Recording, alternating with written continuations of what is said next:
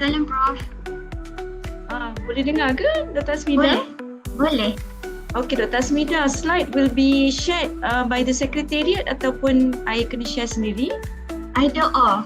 Prof prefer yang mana? Minta secretariat share lah. Alright. Boleh kita test dulu, Prof? Boleh. Test slide.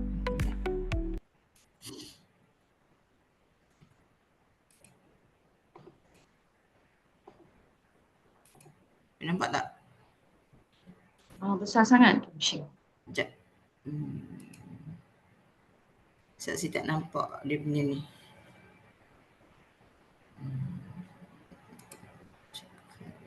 Macam ni?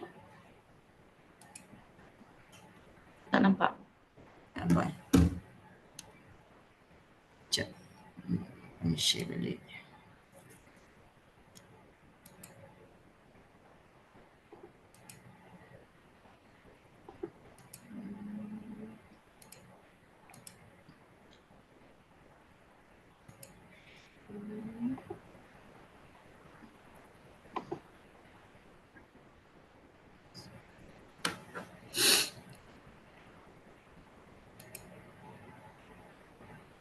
Nampak tak?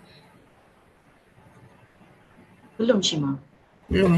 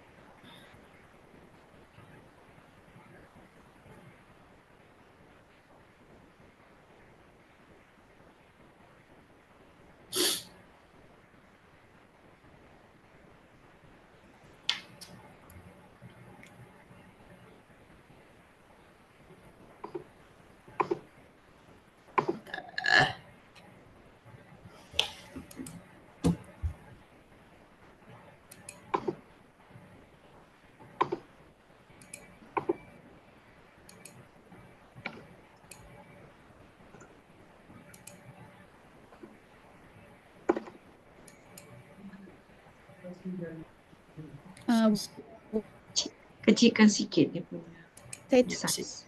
Page tu. Okay, saya dah tukar. Can see? UITM kami nak pinkan. Tahu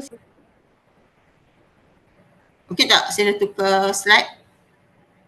Tak nampak, Cima. Tak nampak.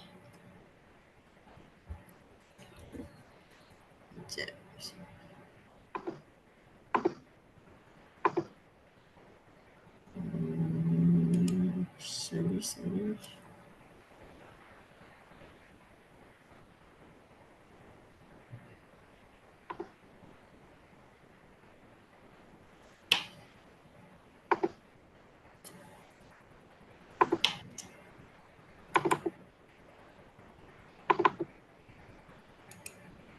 Dah.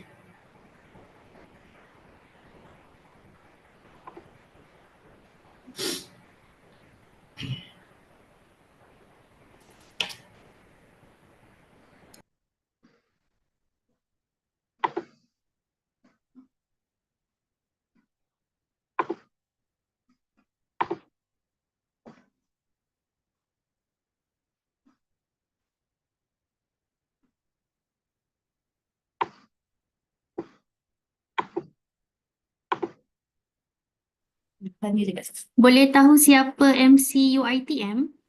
Saya. Saya Dr. Dr. Asmida, ya? Yes, correct. Okay.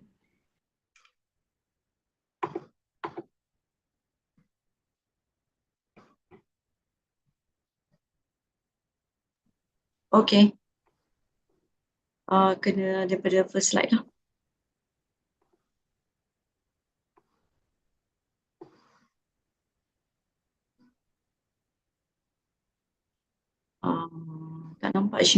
Slide tak nampak.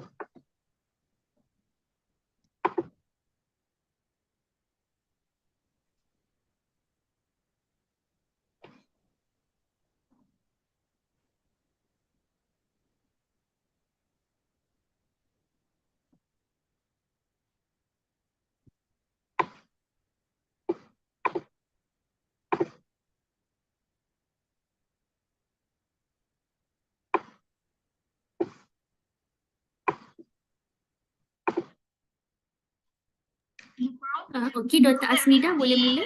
Yeah, we're gonna start with the opening and then I'm gonna share the slides to the audience. Okay, Prof? Slide dah okey ke? Okay. For Alright, me, okay. Yeah. Alright, okay. Right. Okay. Assalamualaikum and a very good morning, everyone. My name is Dr. Smida Rajab from University Technology Mara Shah Alam. It is my absolute pleasure to welcome you all again to the second day of our third Food Science and Technology Undergraduate Colloquium, FOSTUC 2025. We are honored to have such a distinguished audience gathered today, including our speaker, researchers, lecturers, and participants. So let's begin our session today with Kitab Al-Fatihah.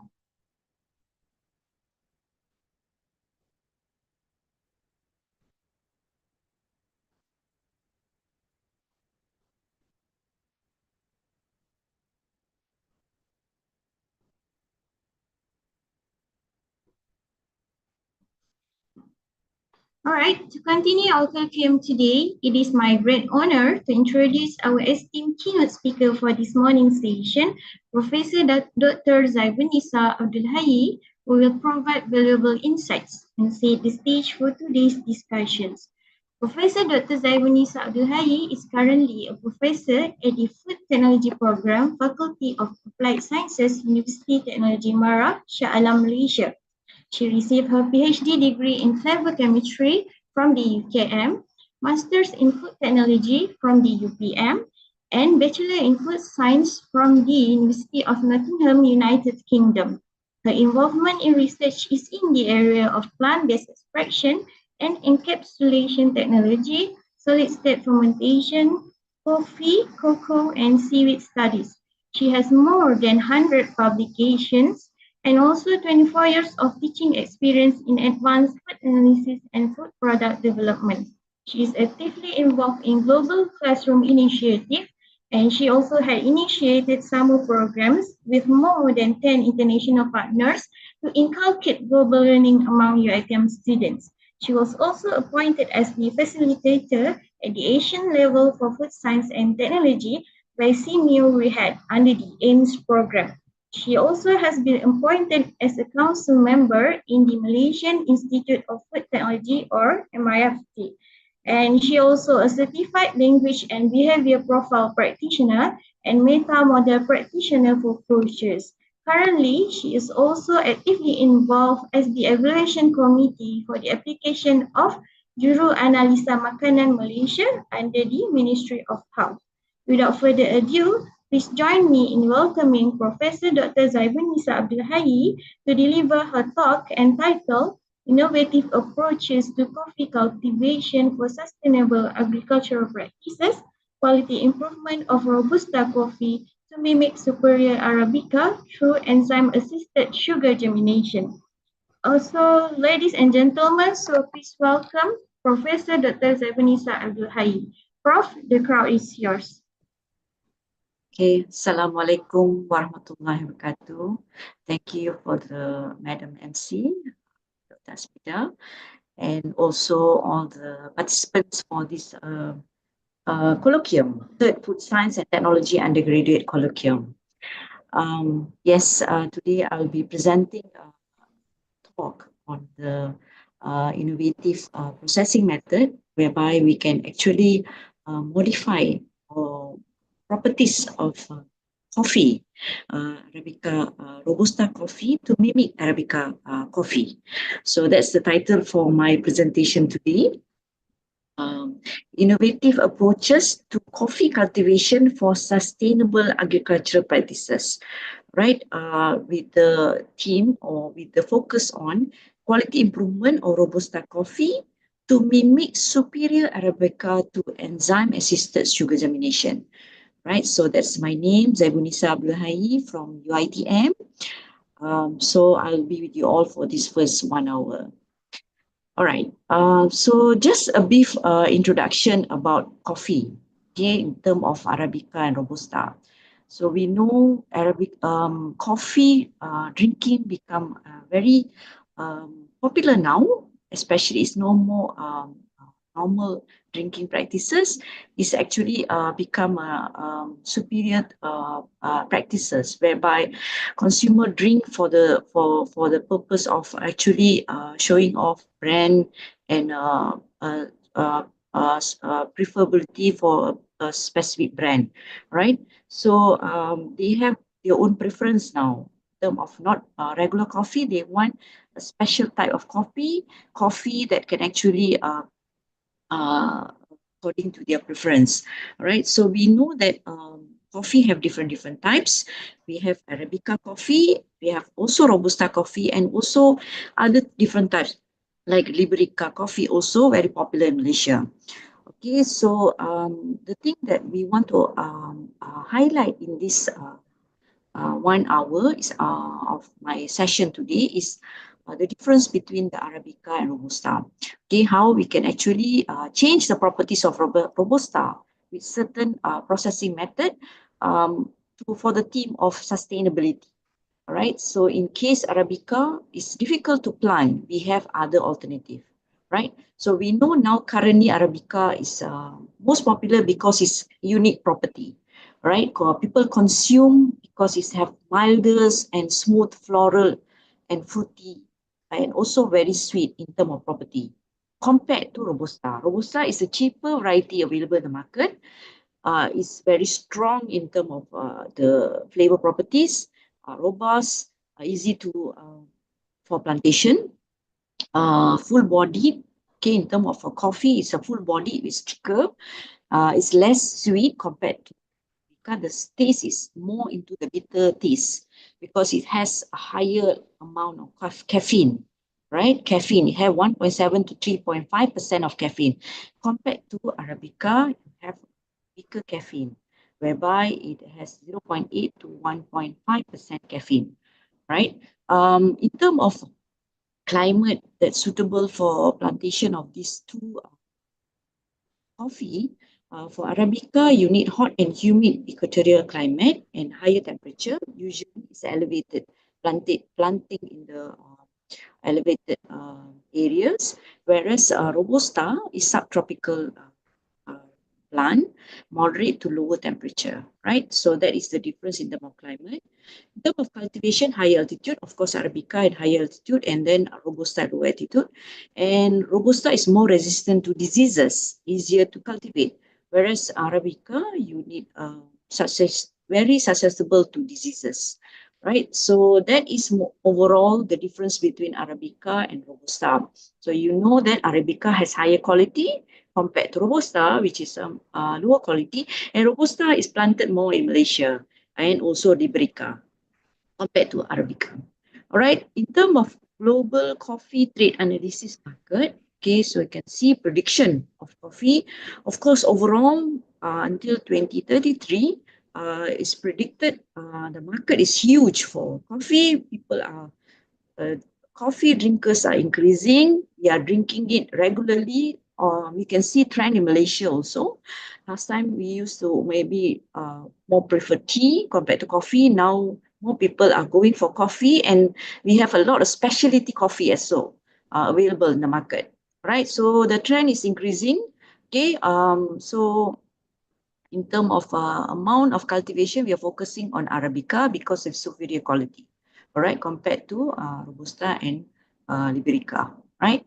So that is overall trend. If you see in terms of prices, of course, Arabica coffee price is higher than Robusta. So that's the trend until 2021. The price fluctuate. So as we know, Arabica is difficult to cultivate, but it's what people prefer to drink because of its unique taste. People willing to pay a little bit extra, more expensive actually. Okay, if you compare 4.51 um, USD per kilogram compared to 1.98 USD per kilogram. So it's higher in terms of price, but people willing to pay. But the only thing is in terms of sustainability. So the next slide, I will just highlight on the sustainability of, okay, this is actually on the flavor. Okay, if you see Arabica and Robusta, they have unique in terms of caffeine is lower. So we also doing studies now how to actually reduce the caffeine without using any enzyme. So this study is actually using enzyme. There's another study we currently doing also just to remove caffeine. If you're able to remove caffeine without using any enzyme, so that is another thing that we are looking into, right? So which if you remove the bitterness, automatically the taste will be milder, right? So that's another study we are doing. But in this, I just want to highlight, there are different in terms of seed and also flavor, in terms of sugar content, higher Arabica, higher compared to Robusta, um, uh, and also fatty acids.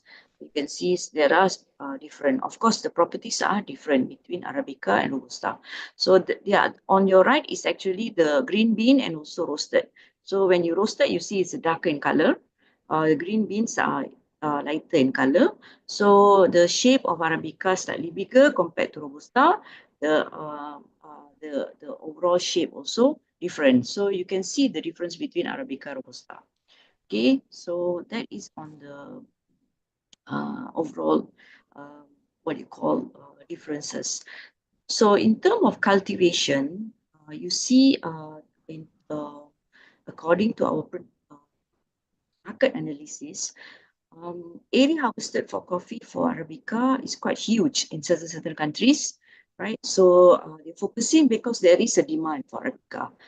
But for the time period of 2015 to 2050, it's a prediction there is a decrease in land suitable for coffee cultivation, especially for Arabica. Okay, so that is the percentage showing that in the near future, for Arabica cultivation, that land suitable for cultivation will decrease. Okay, so it's good now we do a study where actually we can do more easier plantation species like Robusta and Liberica if we can modify the property to mimic the quality that people are drinking now, Arabica. So that will be a good approach in terms of sustainability of plantation. All right, so that is we want to highlight. So these are some of the points in terms of coffee cultivation. We face different challenges, right? Different stages of production. It can be on farm production due to global warming, right? In terms of how we process it, curing, transportation, shipment. Apart from marketing, these are the challenges that we might face in the coffee production. Pest and disease management also another thing, right? So how we actually can what do you call that, modify or what you can actually control pest and disease effectively. Okay, so these are some of the things actually in Malaysia. Our production is decreasing because unable to control the pest and disease, right? So that's why coffee plantation is more in Indonesia is the percentage is increasing, where for us we are unable to produce so much of Arabica. We are focusing on the more easier plant like Robusta and Liberica. Okay, this is the thing that the technology that we are actually introducing to germinate coffee to actually produce changes in their properties, right? So what we do is, if you see that is the coffee cherry, right? So you have exocap, and mesoca and endoca, endosperm and epidermis inside, right? So that is how the endosperm and embryo of a green coffee bean looks like. So you have the outer part, right? So the endosperm cap contains cellulose and hemicellulose polysaccharide, which provide resistant protection. So I always have the cherry, always have the protection outside. So the germination process can be accelerated by eliminating the bean husk through enzymatic treatment. All right. So we want to, usually a germination will take, in normal stage will take quite some time, okay, for it to germinate. So with this germination, with addition of enzyme, you can remove the outer endosperm cap through enzymatic treatment.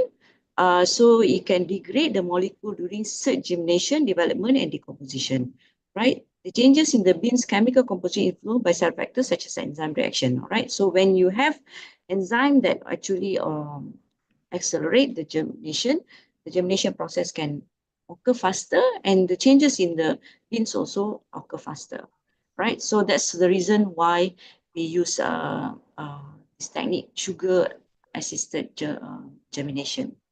All right.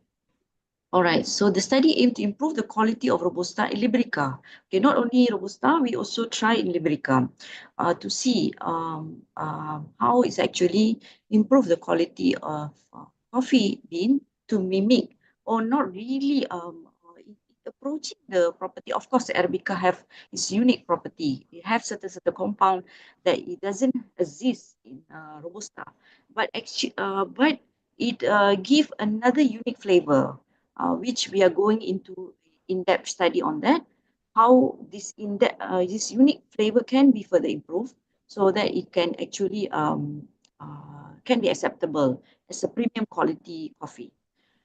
So the quality of coffee depends upon the roasted beans, chemical composition. Of course, the roasting condition, you have medium, light, and dark roasting, which also affect the composition of and also properties of coffee. And also during germination, coffee will continue the metabolic activity and create amino acid base precursors. Okay, so the germination influence in terms of amino acid properties, and it influences the taste precursors out of flavor properties of the coffee. So usually 1 to 2 months to germinate coffee, but with the addition of enzyme, it can be cellulase and protease. Of course, we are using other types of enzymes as well at the moment. So the current study is focused on cellulase and protease to accelerate the germination process. Okay, next slide. So these are some of the properties of carbohydrates, protease, cellulase. Okay, so we are focusing on cellulase and protease actually. So function of cellulase, of course, can hydrolyze the beta 1,4 glycoside molecule in cellulase, which actually degrade the outer part of the beans. And protease catalyze the hydrolysis of peptide bonds.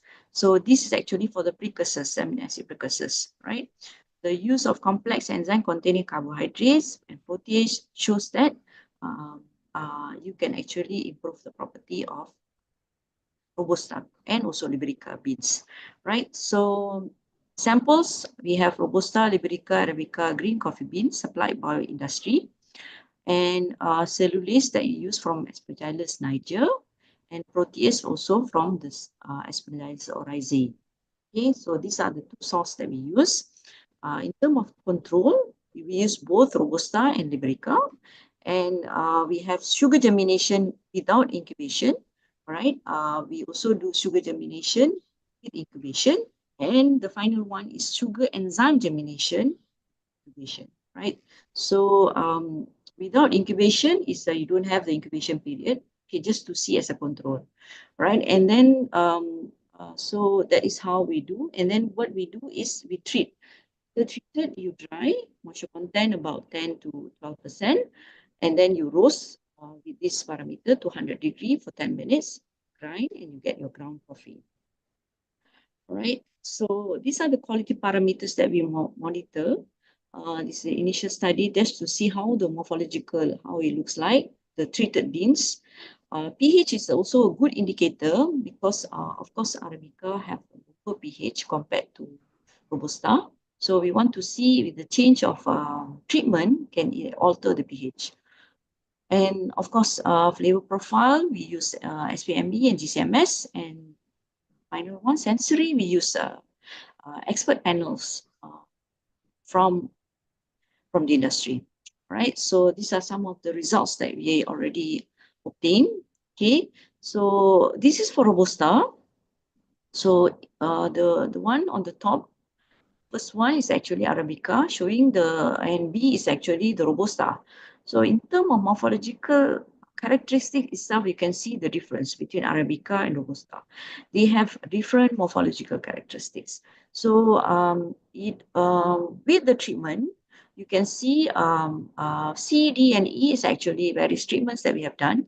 But the E actually with sugar germination, it's almost morphological changes. You can notice some morphological changes whereby it has a bigger spore size compared to Robusta, original Robusta. So once you treat it, the morphology appears different compared to untreated Robusta, which is similar to Arabica, right? So that is Robusta coffee.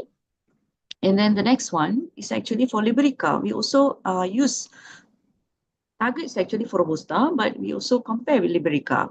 All right. So Liberica also shows similar properties. You can see that Liberica and Arabica have also big pores. Okay, but after the treatment, you can see that some changes also occur. So yeah, after germination and also with sugar treatment, the E is actually the sugar germinated, which right? So that is on term of morphological characteristics, right?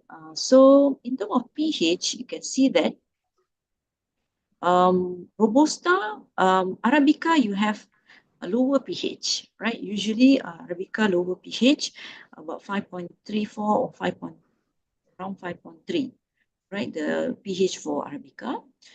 And you can see the control, which is actually Robusta and Liberica, they have higher pH. Robusta itself have 5.97, almost to 6, and Liberica also almost to 6, the pH. So with the treatment, without incubation, with incubation, and with, of course, with the enzyme, you can see that reduction in pH, with especially with the sugar enzyme germination. So this pH actually influences the flavor. Okay, so it gets the sourness that is premium quality Arabica has. Right, so this one indicator showing that with treatment it improves the properties. Right, so that is on the, what do you call that, on the pH, in terms of acidity. All right, in terms of flavor profile, so these are some of the marker compounds that we're looking at. Okay? These are, if you see, 2-furan methanol contributes to a burnt sweet caramel and bitter taste in coffee, right? While 5-methyl 2-furan carboxylaldehyde gives an almond, burnt sugar, and caramel tasting compound. Acetate 2-furan methanol contributes to a fruity aroma. The amount of this compound increased in the treated Robusta and Liberica in comparison to the control group. So this indicates that these marker compounds that contribute to this almond burn sweet in Arabica. So you can see the treated one increase compared to the control. So for example, 2-furan-methanol in Arabica, you have 34.2 thermal area. You have different properties in the control. Liberica have lower and Robusta have higher. But with the treated, Liberica increase. Actually, Liberica behave differently. It decreased a little bit. But Robusta, it looks like it's decreased, right? So similar trend you can see for other compounds as well. But you have certain compound like maltol, which only exists in Arabica. It does not exist in all the other species. Okay, so with treated also it doesn't appear. All right, so these are the unique compound in Arabica. Okay, and certain compound like nonanal, it doesn't exist in Arabica, but it exists in other Robusta and Liberica. So these are the compound that we cannot do anything. It's unique for Arabica. All right, so that is in term of flavor profile. So you can see the sugar enzyme germination slight increase in term of the previous slide, please. Okay, the previous slide on flavor profile. Okay, so you can see that the one that really mimic Arabica in terms of flavor profile is Robusta, treated with sugar enzyme germination with incubation. Right? So we compare also with sensory, with expert panels. The next slide. Next. Okay, so this is using cupping tests. Okay, sensory using cupping tests with different properties, attributes using expert panels. Okay, so we compare with Arabica. Of course, we are using one type of Arabica at the moment. We will be, in our further study, we will be using other type of Arabica as well to see with the treated Robusta, which Arabica is really that can mimic with the Arabica with similar properties. Okay, so if you see here, Arabica have unique aroma. Of course, with the treated also, the aroma of Arabica is still high. Okay, it has 6.33, very unique. But with the treatment, it slightly increased the properties. Okay, in terms of fragrance, also Arabica still high. Even if we treat Liberica, treated Liberica, of course, have higher compared to Robusta. Okay, flavor, there is slight increase in terms of acidity. Yeah, the sugar treated is slightly more accepted in terms of Robusta. Body increase after treated. Robusta have 4.67. After treated, it increased to 5.33. And in terms of Liberica, it's only 5. Without treatment, it increased to 6. So it's actually, if you see, there are, in terms of statistical difference, there's no significant difference, right? So it's actually improved from very low in terms of this parameter or attributes. It increased and almost no significant difference with Arabica. So in terms of overall, also no significant difference, right? So that is actually, this is actually first study, okay, to show that the treatment actually can improve the properties, right? And further analysis we are actually doing using other parameters as well to confirm the study. Right, so this is in terms of Arabica Robusta, can see positive improvement, right? So, so what we can conclude here is actually Arabica and Robusta with this treatment, what you call that in terms of uh, what sugar germination, can actually increase the properties to, so it can actually mimic with its own unique properties. Okay, of course, we have further analysis that we are doing at the moment to confirm or further improve the properties, and that can be transfer knowledge to industry. All right, so I think that's all for today in terms of presentation on flavor improvement of Robusta and Iberica to somehow mimic Arabica, All right, so I open to the floor for any Q&A session. Right, thank you, Prof. Dr. Zaibunisa Abdul Hayy, for your insightful talk and also beneficial knowledge for our today. So now I would like to open for Q&A session to allow the audience to ask questions to Prof. So any questions from audience? What questions do we have today?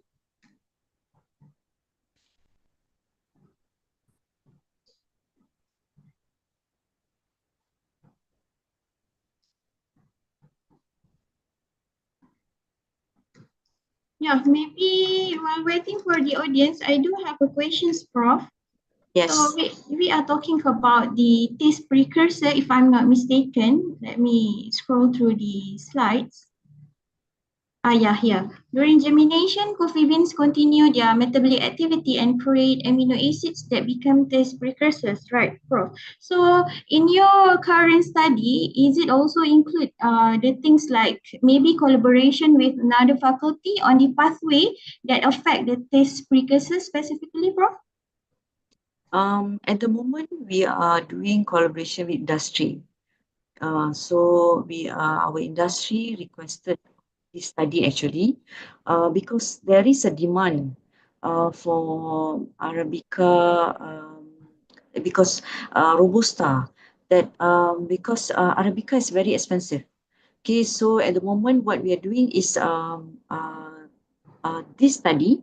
Of course, we are doing other study with other enzyme also.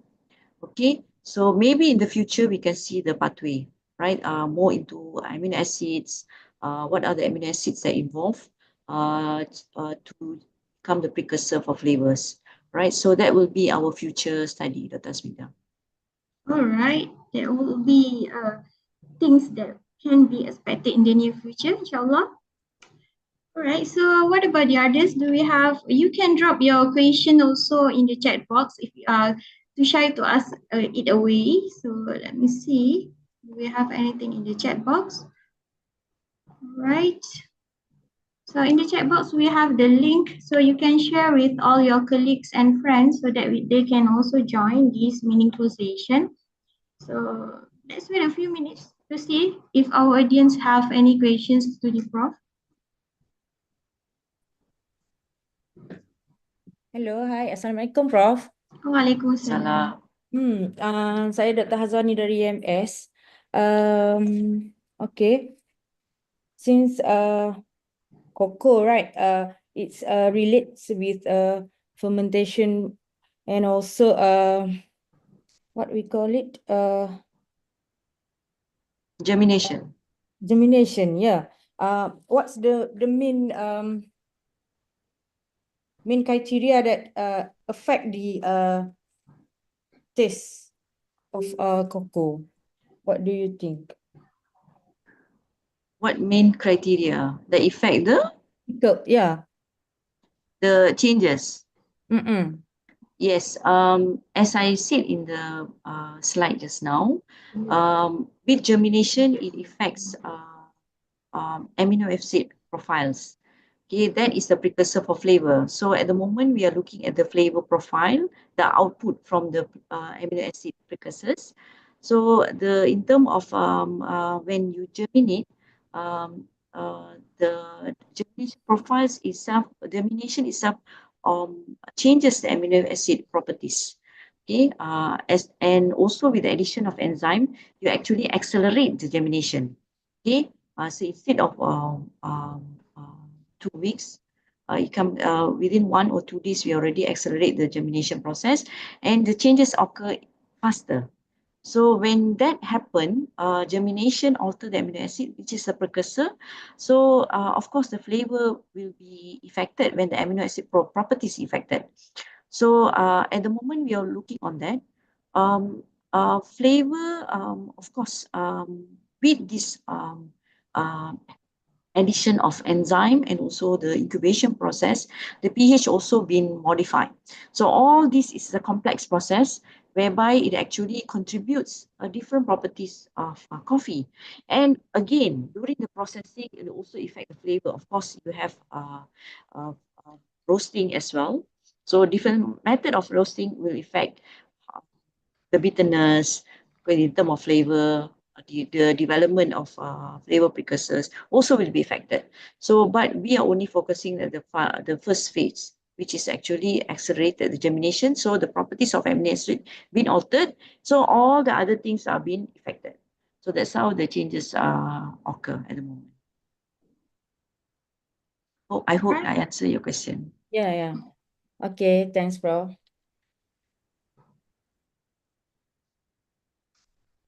Do we have any other questions towards our professor today? From my understanding, Prof, so we do have plantation in Malaysia, right? So which state is actually the largest plantation if we do have, and what kind of variety or types? Maybe Arabica or Liberica or maybe Robusta? In Malaysia, we are focusing on Robusta and Liberica, more on Liberica actually.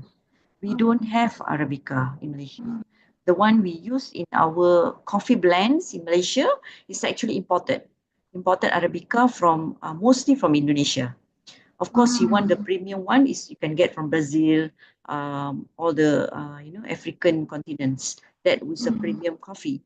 But the most Arabica and Robusta that we use now, it can be from Vietnam and also from Indonesia. Our production is very low. That's as I mentioned just now, we have issues in pest control. So that's why our production is very low. Only we have a little bit in Sabah. Sabah, we have a little bit plantation of Liberica. Okay, so we are solely rely on importing our coffee. Even though, as I said, Malaysians are there's a question also from the chat saying that there's a high rise in coffee drinks now. That's how this issue could reduce the cost in the production of coffee drinks. As I said just now, people are going for Arabica because it's a unique taste. So they're willing to pay high price to get the Arabica blend in their coffee, right? So how we want to reduce the price is Robusta is cheaper.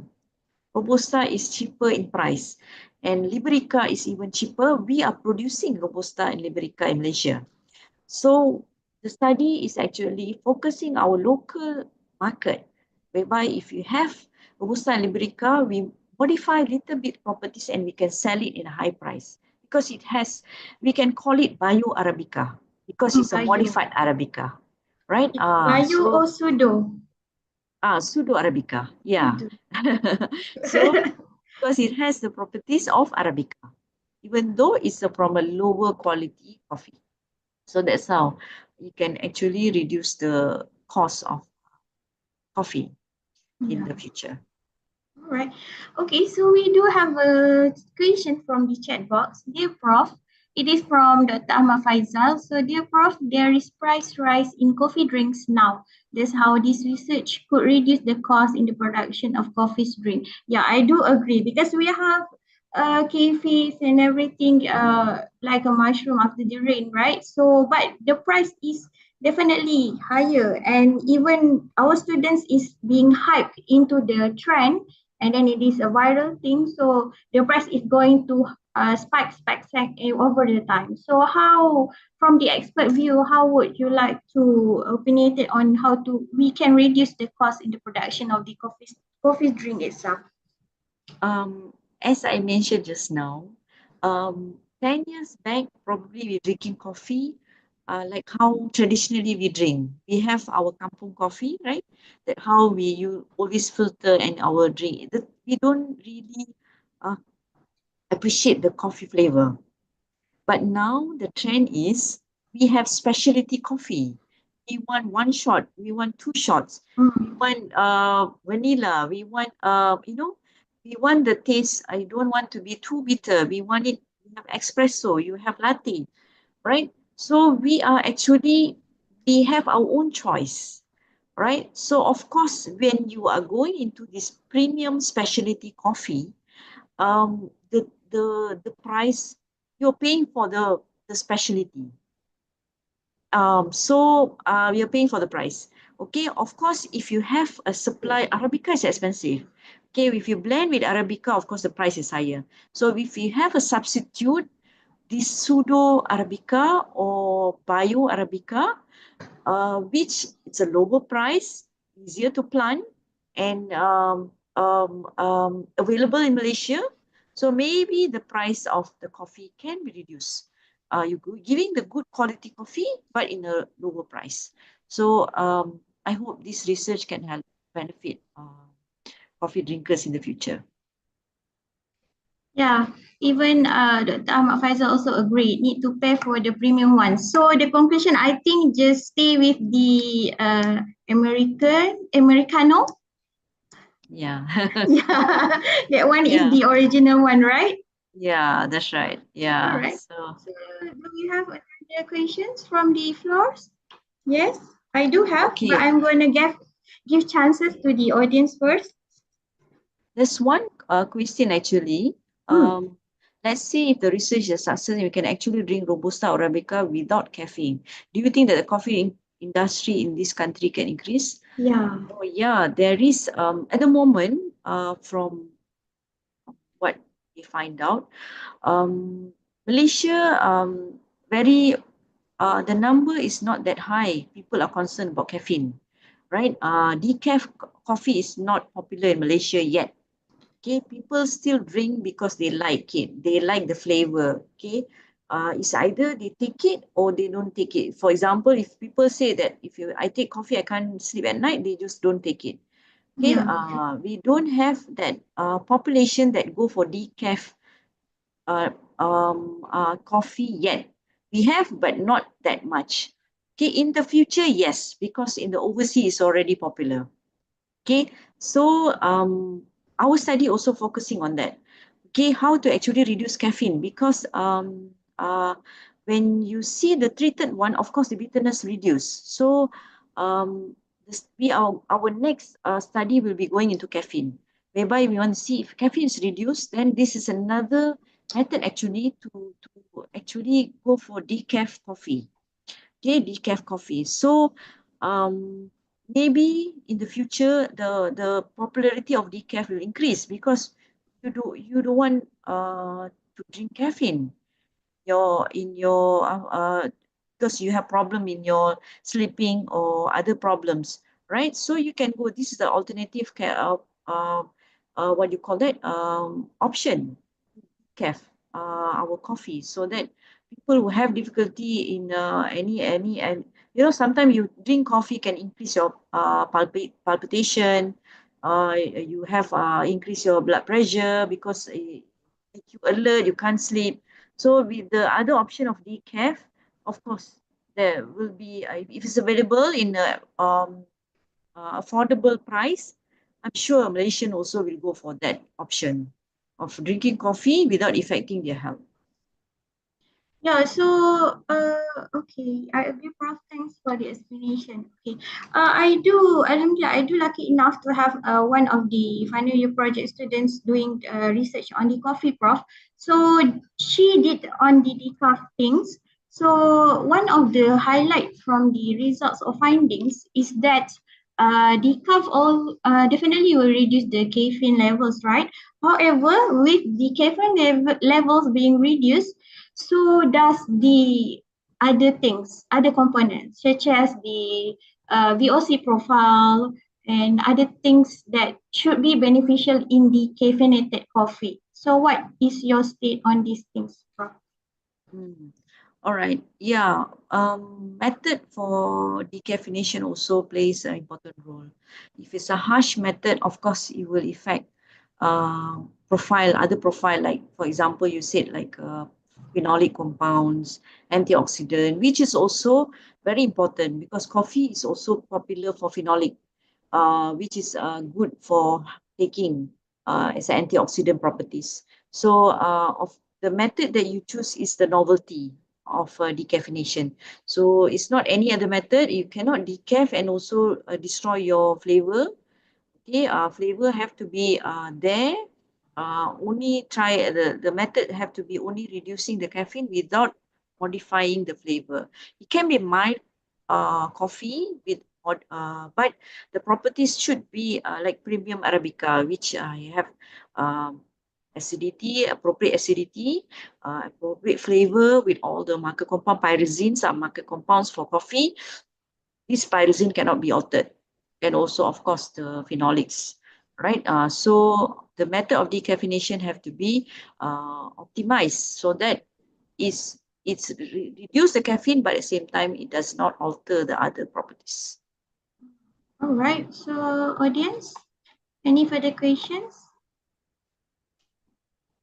You can unmute yourself if you want to ask or verbally, or maybe you can drop again in the chat box so that I can read it for us all.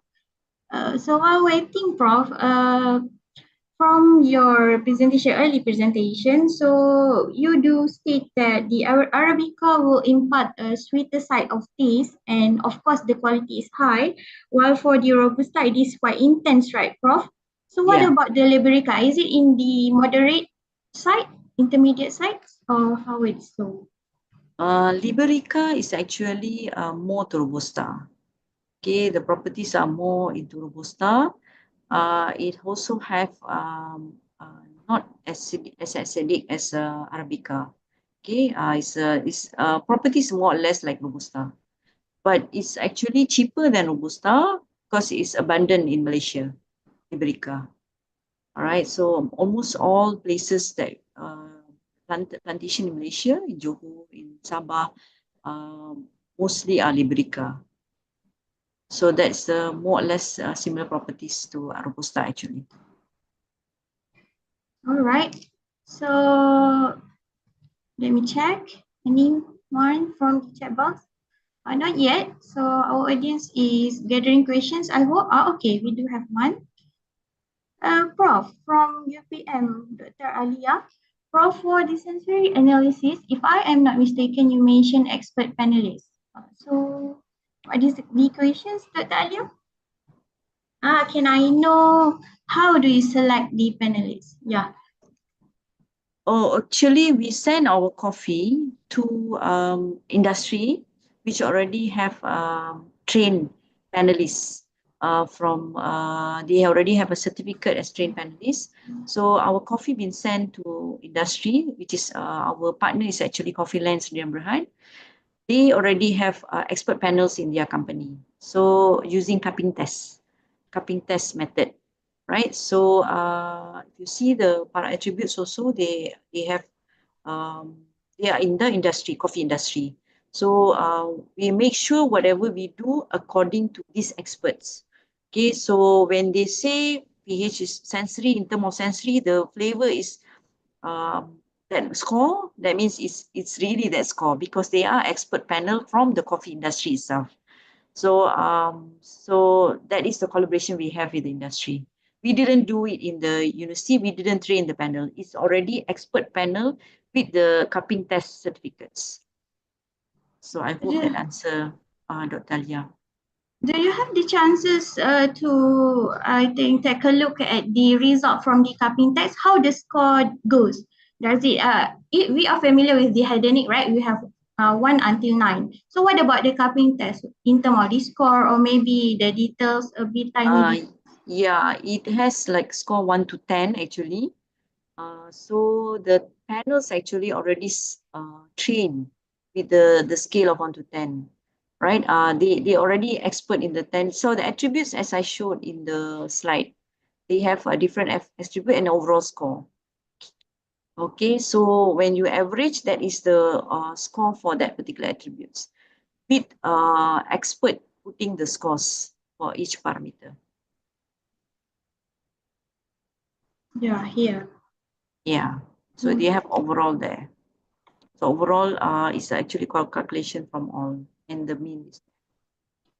So if we see here overall, so the highest one would be 5.96 from the Arabica. Yeah. So is it good enough, Prof? Yeah, this is the score being given for Arabica according to overall perception from the expert. So yeah, if you see the Robusta, it gives 5.13 So we see the scores comparison to the control. Okay, so if they say 5.13 Arabica, 5.96 Arabica, 5.13 for Robusta is no significant difference because our purpose is actually to mimic as a control using Arabica as our control. So whatever score been given as Arabica, that is our control.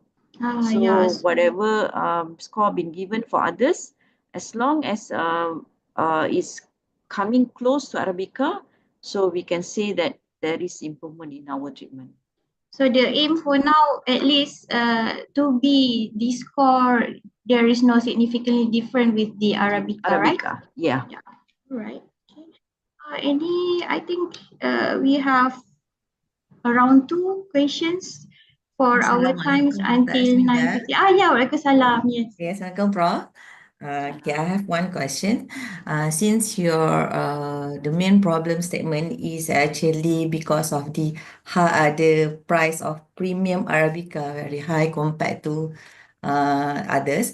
So after gone through all the germination process, is it possible to sell this treated coffee apa cheaper compared to the premium Arabica? Yes, in terms of cost analysis, we are actually doing the cost analysis now. Yeah, if you see here, for is very large difference between in term per kilogram of Arabica and also Robusta. Okay, if you see in term of price. So with the treatment, of course, it's still cheaper. Okay, with the addition of enzyme. And another thing that we are doing is another method without addition of enzyme. So that method will actually reduce further the price. So we hope that with the treated one, we can sell cheaper. Of course, the cost analysis we are doing at the moment, but from our preliminary study, we can say that it will be cheaper compared to what we shown here. The price is actually 3 times higher Robusta, Arabica compared to Robusta. Yeah, because if we can see here, the price is even triple from the Robusta. At the start, trade around 2000 to 000, the difference would be around one USD. But over the time, it's already the gap is getting bigger. I think one of the things that affect this trend would be the coffee consumption as well as the establishment of the coffee shops over the time, right, Prof? Yes, because Arabica, as you see, is there's a lot of demand for it.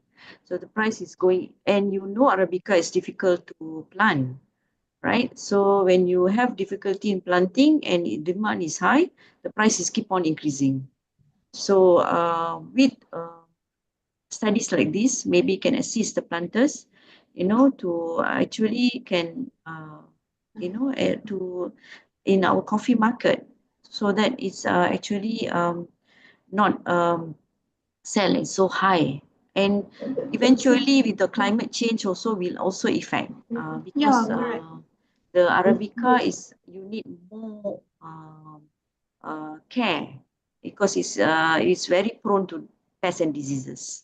Pests and diseases. As well as our climate maybe doesn't really allow its condition to be grown here, right, Prof? Yes. All right. So I think we have one question left for our period of time. We only have until 9:50.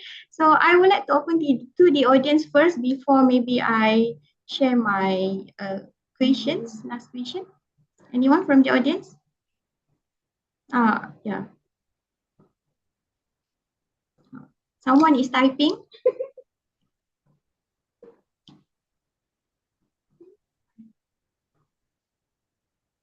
Okay, from Dr. Ashima, do the sensory will be expanded in using consumers as panel in evaluating the differences in those copy, Prof?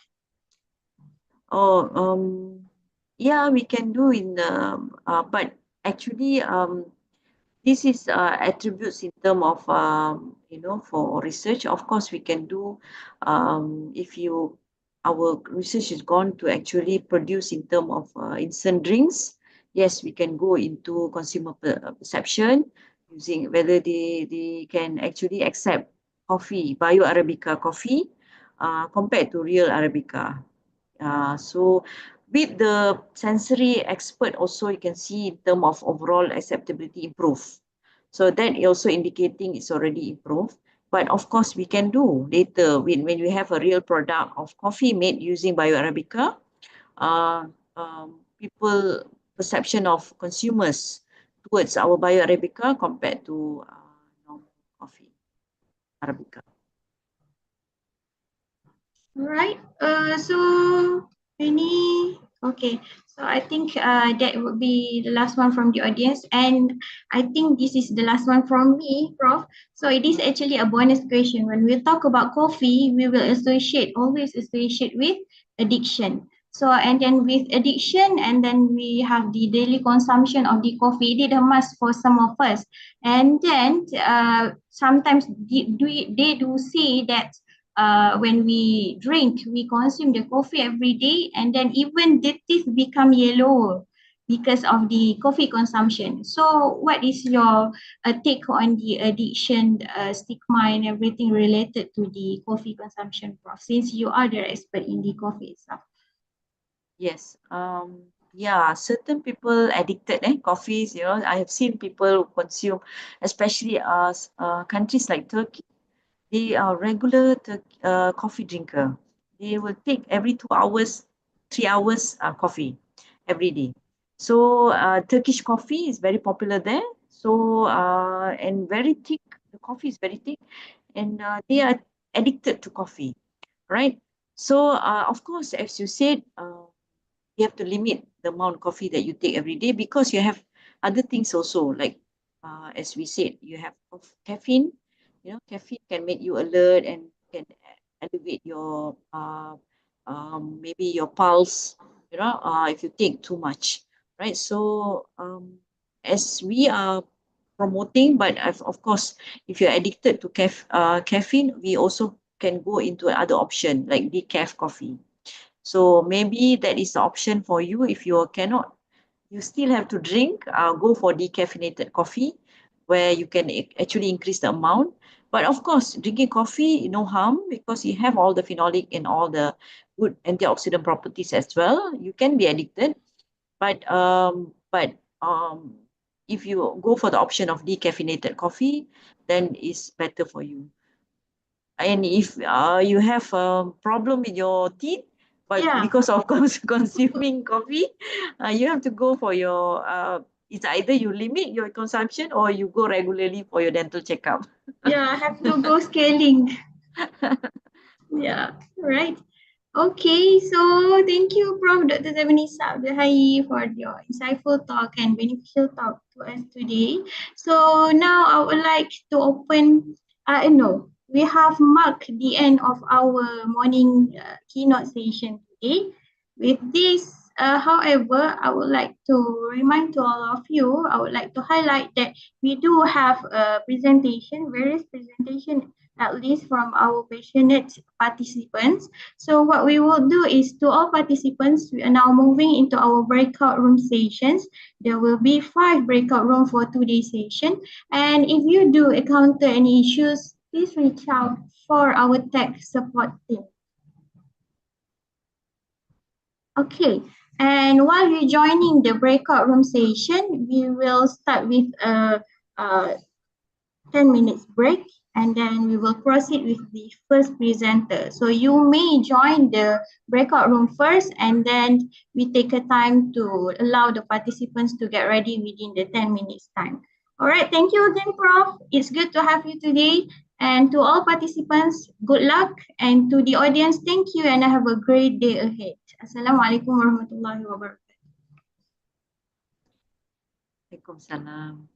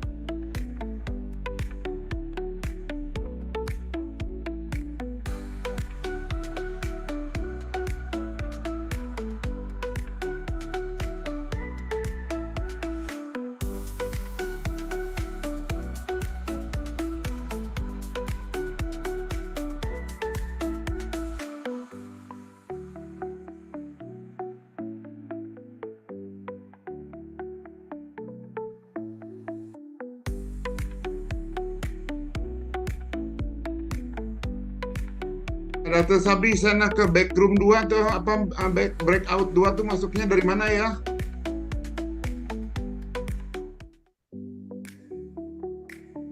Dr. Sabri.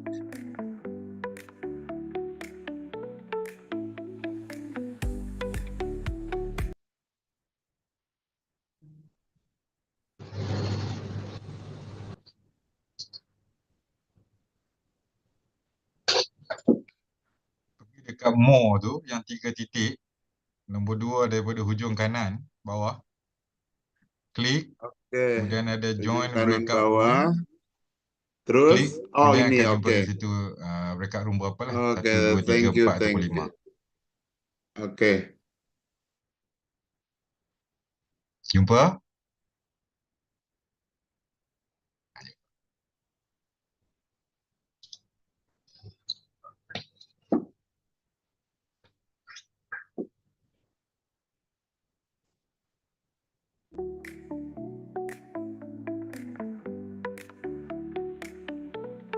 Sihat Sabri?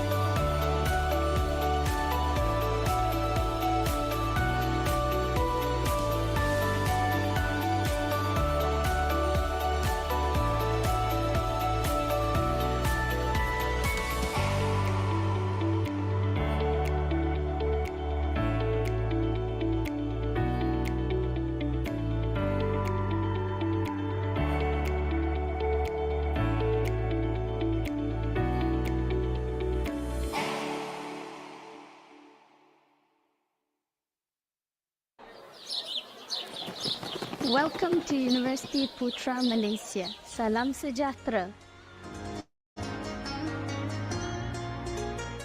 UPM is a hub of higher education and pioneering high-pressure processing services for the food industry in Asia. Since its inception, the Department of Food Technology at UPM was established with a clear vision to lead the way in teaching, research, and consultancy in the field of processing and engineering. In line with its visionary approach, in 2022, UPM installed the hyperbaric 55 unit, becoming the first organization to make HPP technology available for third parties in Asia. The HPP system was initially dedicated solely to research. However, the moment we began to communicate our HPP capabilities to the industry, there was an immediate interest in the multiple benefits offered by this cold preservation technology, such as guaranteed food safety, clean label, and extended shelf life. We welcome companies, many of them are export purposes, to send their products for processing at our pilot plants, fostering direct engagement with their teams and guiding them all along the processes. In this journey, Hyperbaric plays a key role with the HPP experts being always available to give support and share their wealth of knowledge. Nowadays, the main products we are processing are durian paste, food purees, and juices and beverages, including coconut water. But thanks to the versatility of HPP, there is an increasing interest in meat products, ready-to-eat meals, and seafood, among others. At the same time, we persist in conducting research on the most compelling applications, ensuring results are disseminated. Finally, as an academic staff, it's great to have a teaching plan dedicated to student training. It's incredibly gratifying to witness the surge of interest and excitement among our students during lab sessions as they stand before the HPP machine with real samples. At UPM, we're committed to extracting the utmost value from our HPP machine, supporting entrepreneur development, empowering students, and advancing research.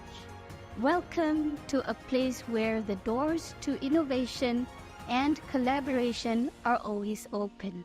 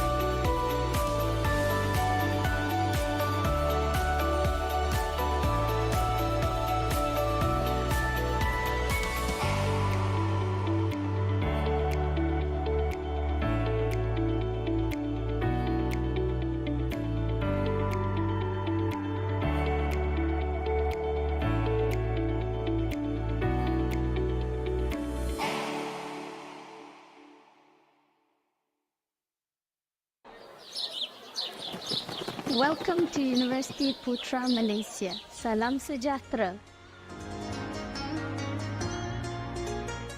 UPM is a hub of higher education and pioneering high-pressure processing services for the food industry in Asia. Since its inception, the Department of Food Technology at UPM was established with a clear vision to lead the way in teaching, research, and consultancy in the field of processing and engineering. In line with its visionary approach, in 2022, UPM installed the hyperbaric 55 unit, becoming the first organization to make HPP technology available for third parties in Asia. The HPP system was initially dedicated solely to research. However, the moment we began to communicate our HPP capabilities to the industry, there was an immediate interest in the multiple benefits offered by this cold preservation technology, such as guaranteed food safety, clean label, and extended shelf life. We welcome companies, many of them are export purposes, to send their products for processing at our pilot plants, fostering direct engagement with their teams and guiding them all along the processes.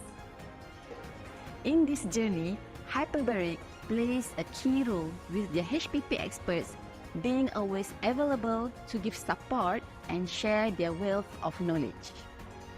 Nowadays, the main products we are processing are durian paste, food purees, and juices and beverages, including coconut water. But thanks to the versatility of HPP, there is an increasing interest in meat products, ready-to-eat meals, and seafood, among others.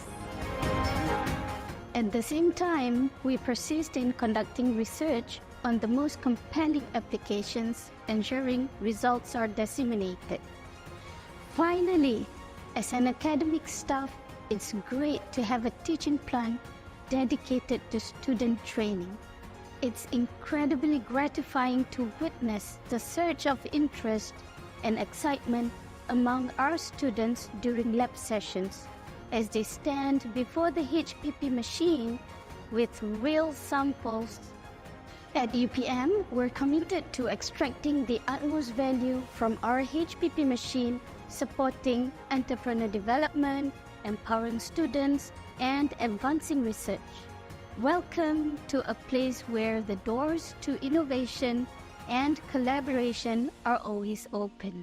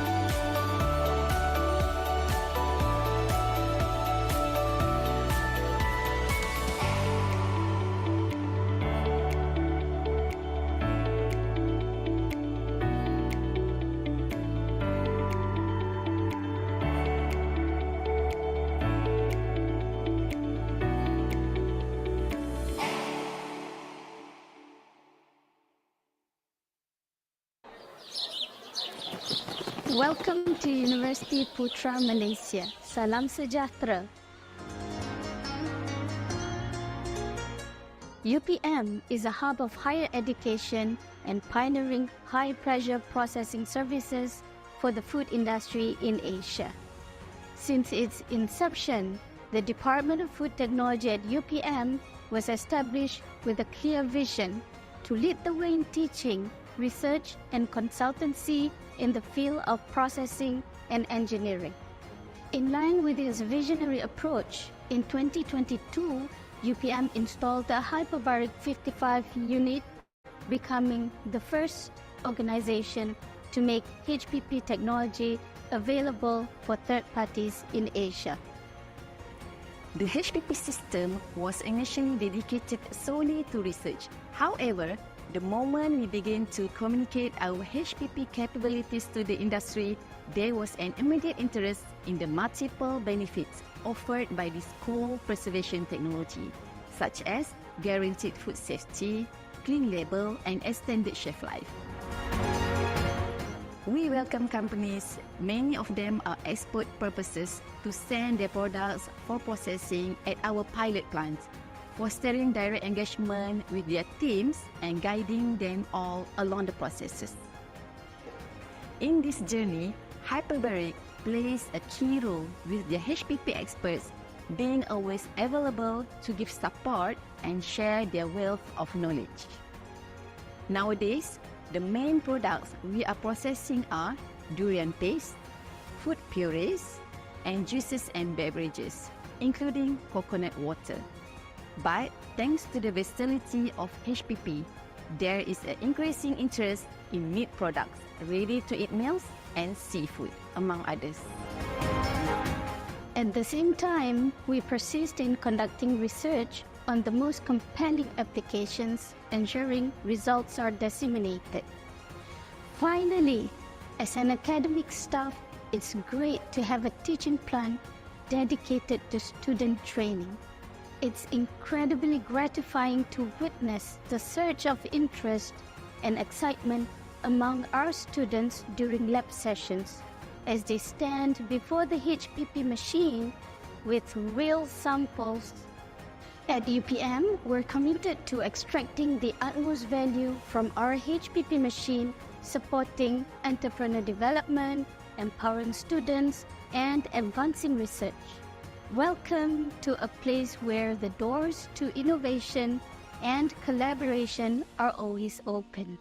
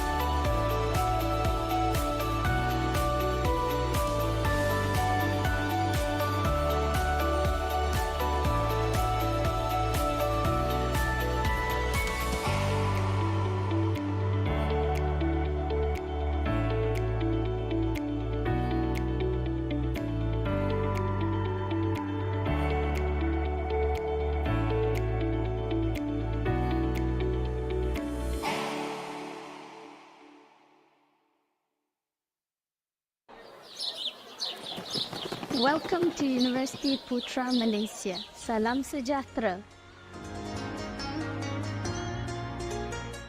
UPM is a hub of higher education and pioneering high-pressure processing services for the food industry in Asia. Since its inception, the Department of Food Technology at UPM was established with a clear vision to lead the way in teaching, research, and consultancy in the field of processing and engineering. In line with its visionary approach, in 2022, UPM installed the hyperbaric 55 unit, becoming the first organization to make HPP technology available for third parties in Asia.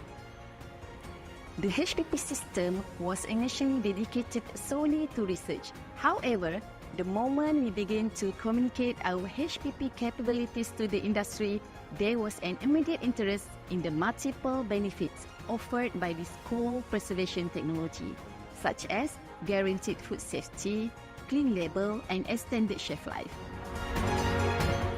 We welcome companies, many of them are export purposes, to send their products for processing at our pilot plants, fostering direct engagement with their teams and guiding them all along the processes. In this journey, Hyperbaric plays a key role with their HPP experts being always available to give support and share their wealth of knowledge. Nowadays, the main products we are processing are durian paste, food purees, and juices and beverages, including coconut water. But thanks to the versatility of HPP, there is an increasing interest in meat products, ready-to-eat meals, and seafood, among others. At the same time, we persist in conducting research on the most compelling applications, ensuring results are disseminated. Finally, as an academic staff, it's great to have a teaching plan dedicated to student training. It's incredibly gratifying to witness the surge of interest and excitement among our students during lab sessions as they stand before the HPP machine with real samples. At UPM, we're committed to extracting the utmost value from our HPP machine, supporting entrepreneur development, empowering students, and advancing research. Welcome to a place where the doors to innovation and collaboration are always open.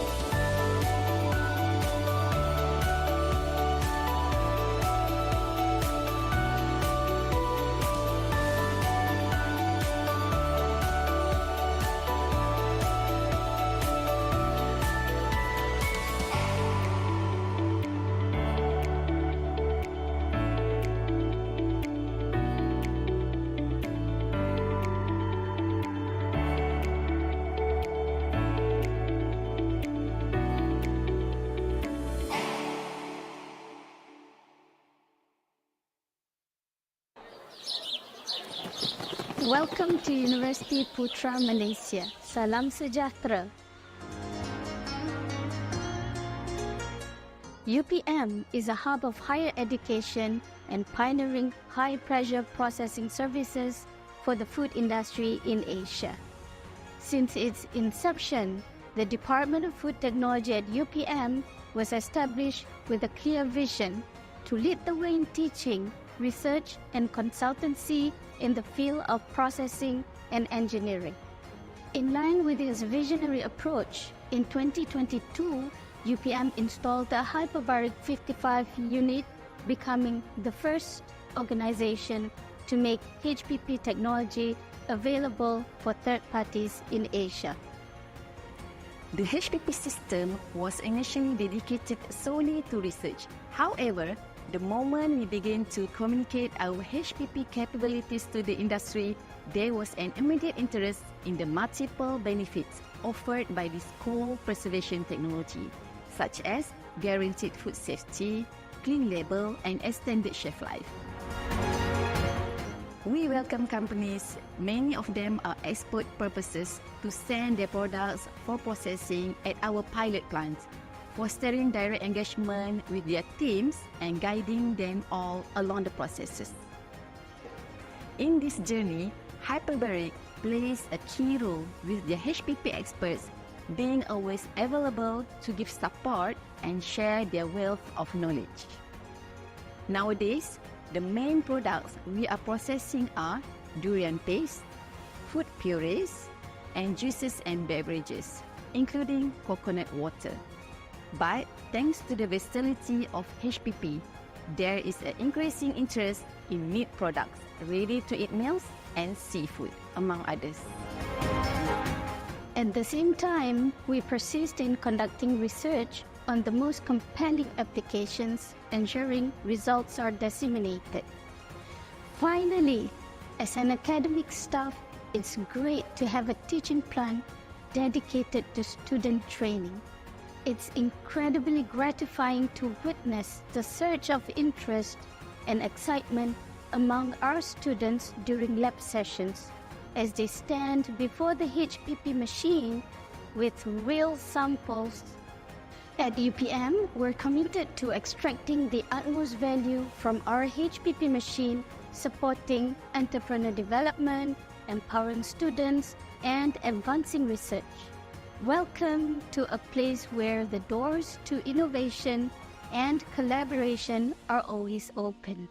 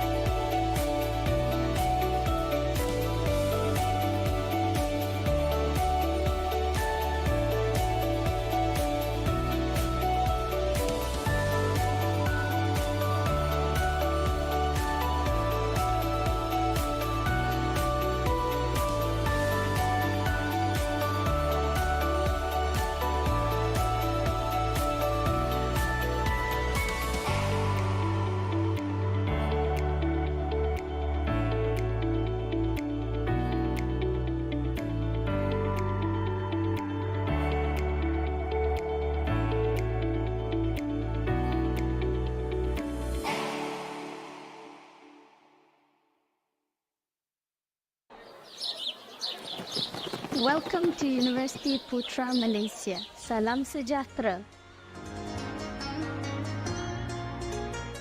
UPM is a hub of higher education and pioneering high-pressure processing services for the food industry in Asia. Since its inception, the Department of Food Technology at UPM was established with a clear vision to lead the way in teaching, research, and consultancy in the field of processing and engineering. In line with its visionary approach, in 2022, UPM installed a hyperbaric 55 unit, becoming the first organization to make HPP technology available for third parties in Asia. The HPP system was initially dedicated solely to research. However, the moment we began to communicate our HPP capabilities to the industry, there was an immediate interest in the multiple benefits offered by this cold preservation technology, such as guaranteed food safety, clean label, and extended shelf life. We welcome companies, many of them are export purposes, to send their products for processing at our pilot plants, fostering direct engagement with their teams and guiding them all along the processes. In this journey, Hyperbaric plays a key role with the HPP experts being always available to give support and share their wealth of knowledge. Nowadays, the main products we are processing are durian paste, food purees, and juices and beverages, including coconut water. But thanks to the versatility of HPP, there is an increasing interest in meat products, ready-to-eat meals, and seafood, among others. At the same time, we persist in conducting research on the most compelling applications, ensuring results are disseminated. Finally, as an academic staff, it's great to have a teaching plan dedicated to student training. It's incredibly gratifying to witness the surge of interest and excitement among our students during lab sessions as they stand before the HPP machine with real samples. At UPM, we're committed to extracting the utmost value from our HPP machine, supporting entrepreneur development, empowering students, and advancing research. Welcome to a place where the doors to innovation and collaboration are always open.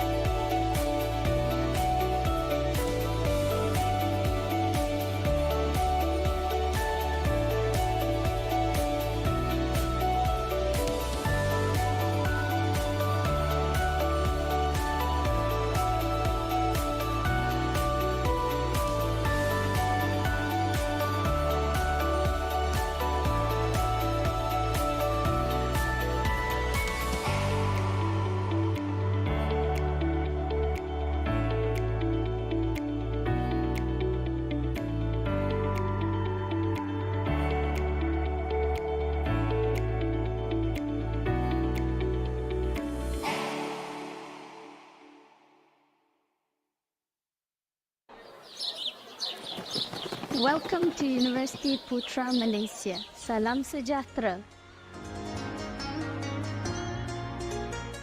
UPM is a hub of higher education and pioneering high-pressure processing services for the food industry in Asia.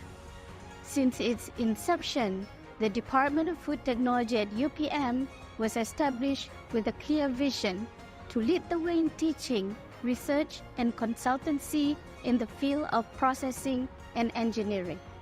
In line with its visionary approach, in 2022, UPM installed a hyperbaric 55 unit, becoming the first organization to make HPP technology available for third parties in Asia.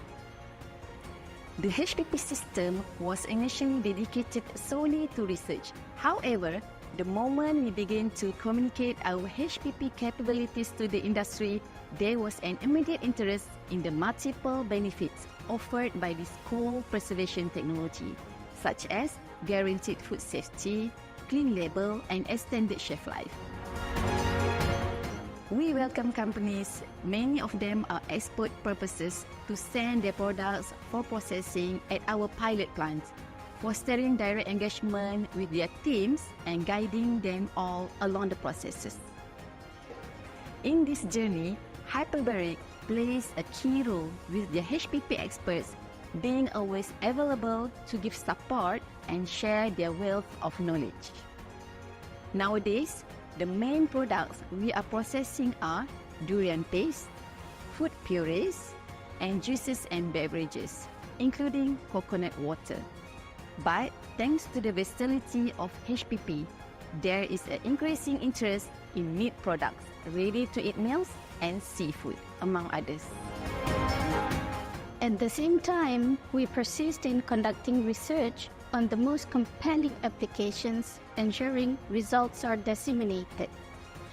Finally, as an academic staff, it's great to have a teaching plan dedicated to student training. It's incredibly gratifying to witness the surge of interest and excitement among our students during lab sessions as they stand before the HPP machine with real samples. At UPM, we're committed to extracting the utmost value from our HPP machine, supporting entrepreneur development, empowering students, and advancing research. Welcome to a place where the doors to innovation and collaboration are always open.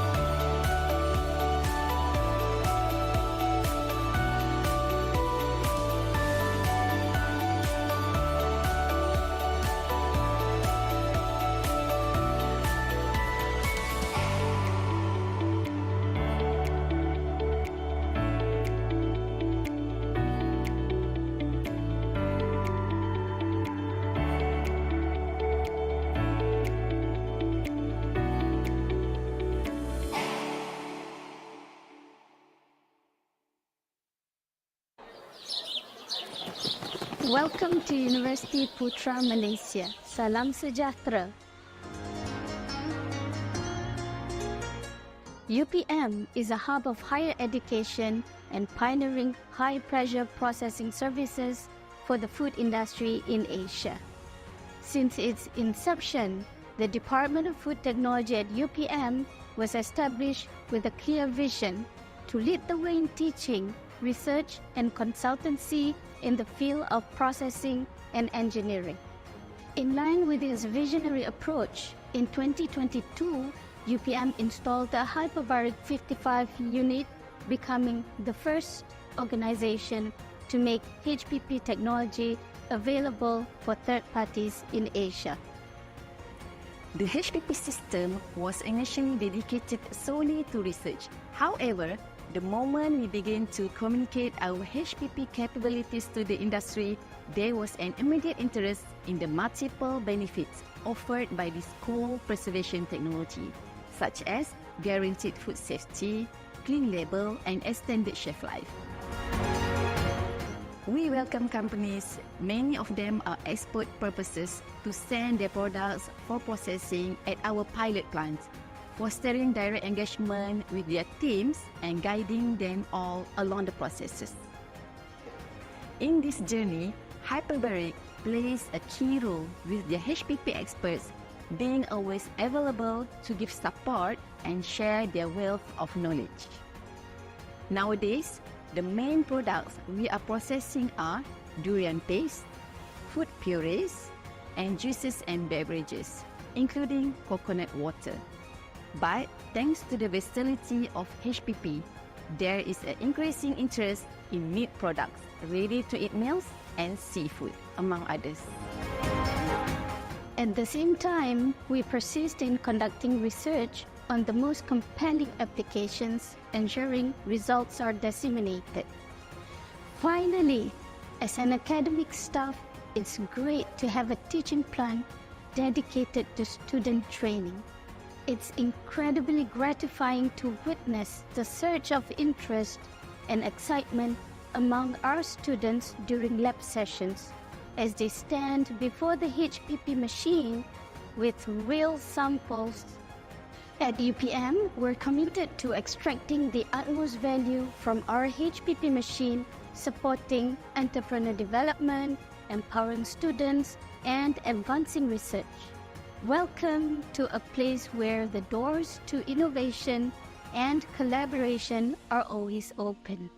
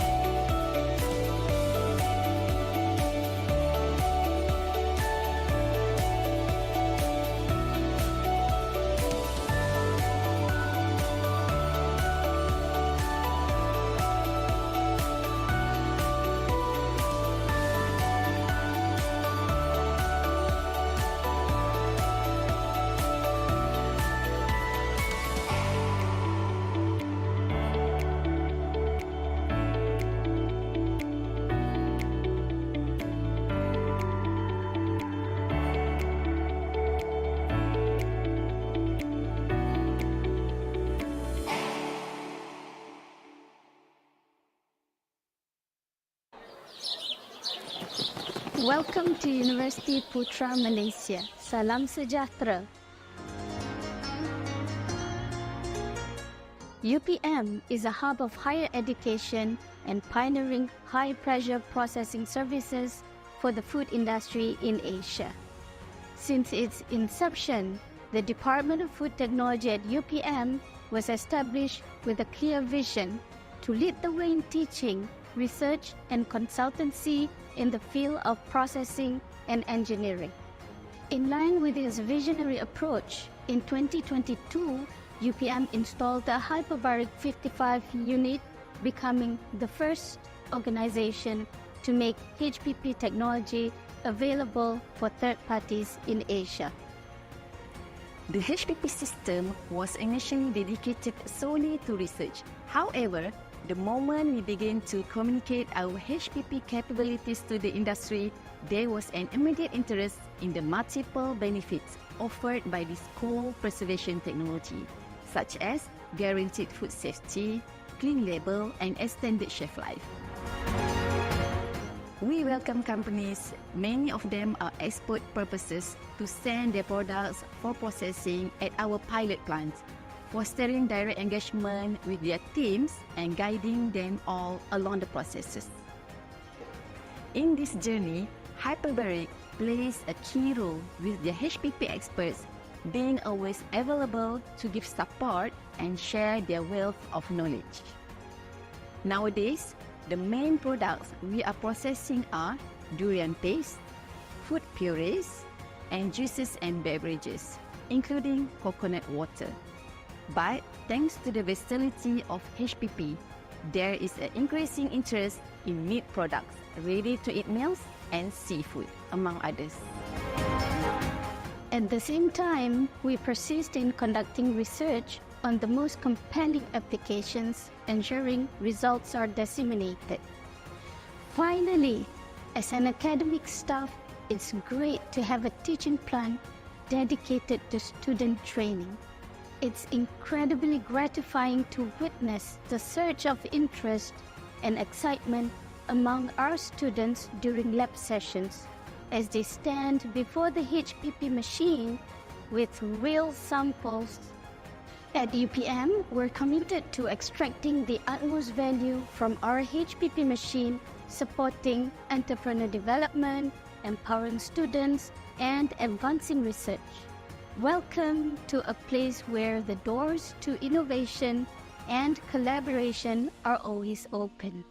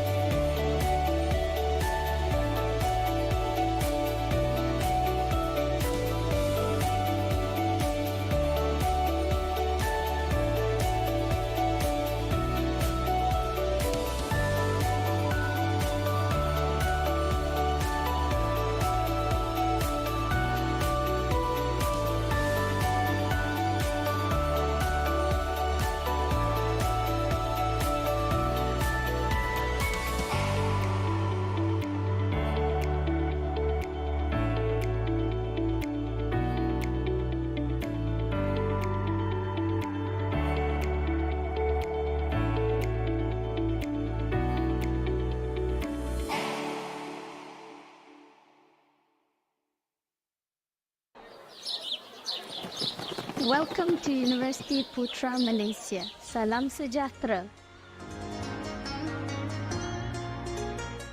UPM is a hub of higher education and pioneering high-pressure processing services for the food industry in Asia.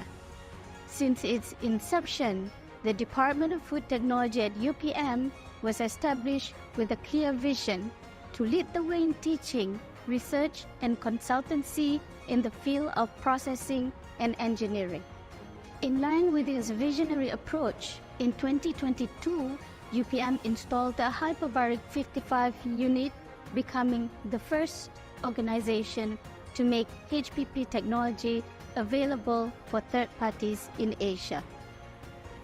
The HPP system was initially dedicated solely to research. However, the moment we began to communicate our HPP capabilities to the industry, there was an immediate interest in the multiple benefits offered by this cold preservation technology, such as guaranteed food safety, clean label, and extended shelf life. We welcome companies, many of them are export purposes, to send their products for processing at our pilot plants, fostering direct engagement with their teams and guiding them all along the processes. In this journey, Hyperbaric plays a key role with their HPP experts being always available to give support and share their wealth of knowledge. Nowadays, the main products we are processing are durian paste, food purees, and juices and beverages, including coconut water.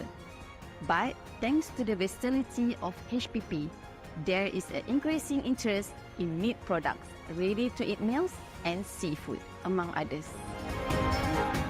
At the same time, we persist in conducting research on the most compelling applications, ensuring results are disseminated. Finally, as an academic staff, it's great to have a teaching plan dedicated to student training. It's incredibly gratifying to witness the surge of interest and excitement among our students during lab sessions as they stand before the HPP machine with real samples. At UPM, we're committed to extracting the utmost value from our HPP machine, supporting entrepreneur development, empowering students, and advancing research. Welcome to a place where the doors to innovation and collaboration are always open.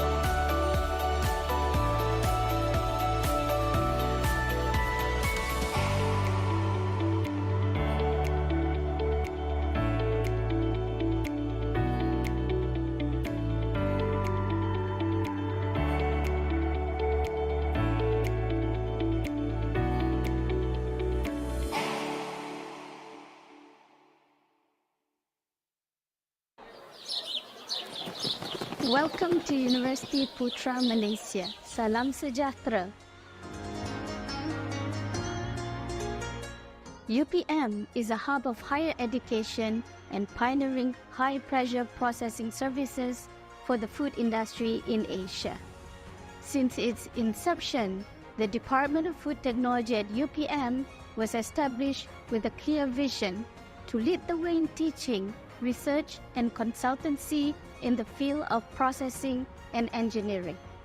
In line with its visionary approach, in 2022, UPM installed the hyperbaric 55 unit, becoming the first organization to make HPP technology available for third parties in Asia.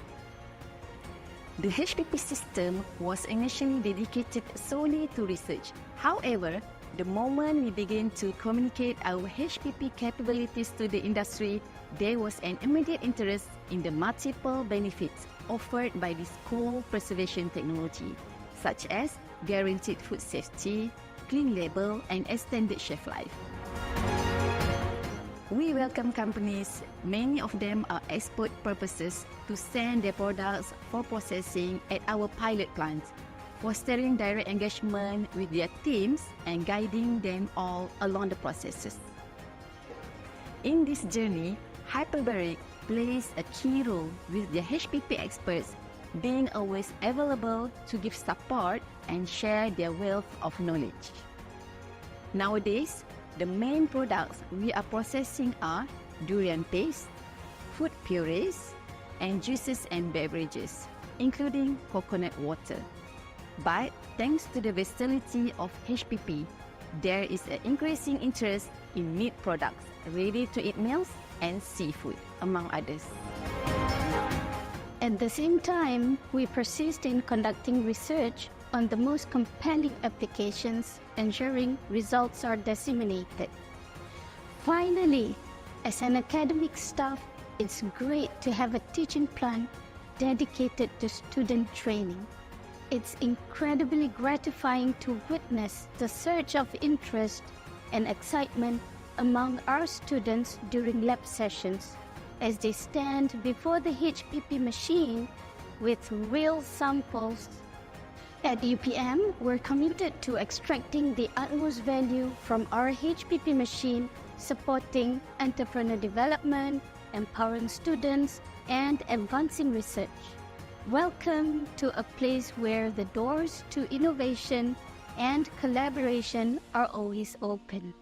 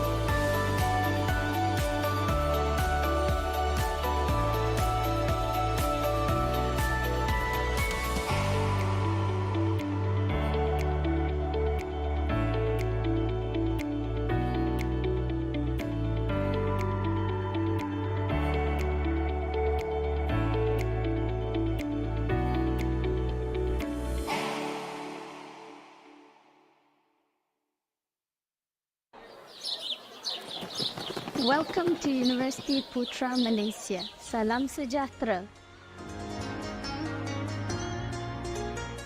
UPM is a hub of higher education and pioneering high-pressure processing services for the food industry in Asia.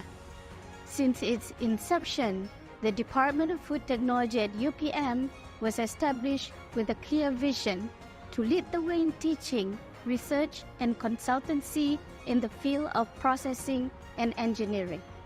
In line with its visionary approach, in 2022, UPM installed the hyperbaric 55 unit, becoming the first organization to make HPP technology available for third parties in Asia. The HPP system was initially dedicated solely to research. However, the moment we began to communicate our HPP capabilities to the industry, there was an immediate interest in the multiple benefits offered by this cold preservation technology, such as guaranteed food safety, clean label, and extended shelf life. We welcome companies, many of them are export purposes, to send their products for processing at our pilot plants, fostering direct engagement with their teams and guiding them all along the processes. In this journey, Hyperbaric plays a key role with their HPP experts being always available to give support and share their wealth of knowledge. Nowadays, the main products we are processing are durian paste, food purees, and juices and beverages, including coconut water. But thanks to the versatility of HPP, there is an increasing interest in meat products, ready-to-eat meals, and seafood, among others. At the same time, we persist in conducting research on the most compelling applications, ensuring results are disseminated. Finally, as an academic staff, it's great to have a teaching plan dedicated to student training. It's incredibly gratifying to witness the surge of interest and excitement among our students during lab sessions as they stand before the HPP machine with real samples. At UPM, we're committed to extracting the utmost value from our HPP machine, supporting entrepreneur development, empowering students, and advancing research. Welcome to a place where the doors to innovation and collaboration are always open.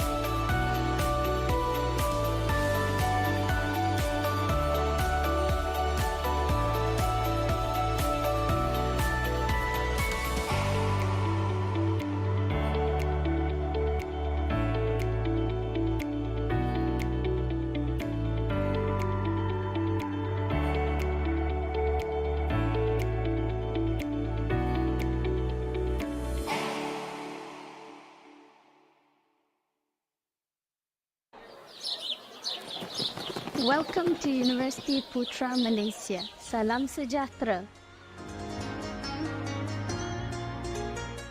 UPM is a hub of higher education and pioneering high-pressure processing services for the food industry in Asia.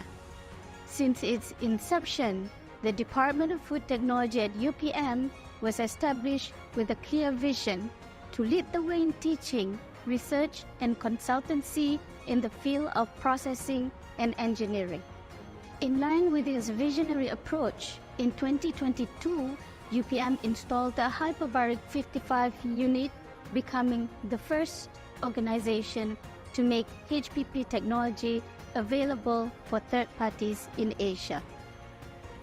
The HPP system was initially dedicated solely to research. However, the moment we began to communicate our HPP capabilities to the industry, there was an immediate interest in the multiple benefits offered by this cold preservation technology, such as guaranteed food safety, clean label, and extended shelf life.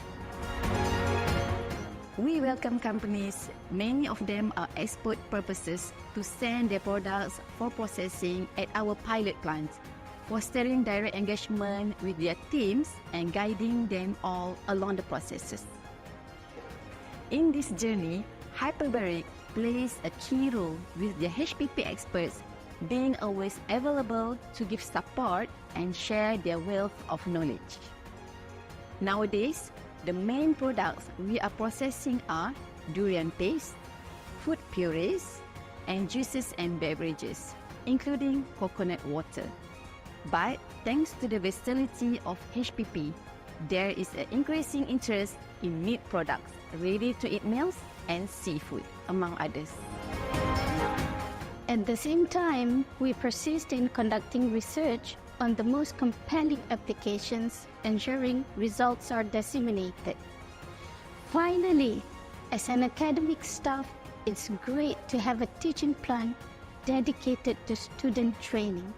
It's incredibly gratifying to witness the surge of interest and excitement among our students during lab sessions as they stand before the HPP machine with real samples.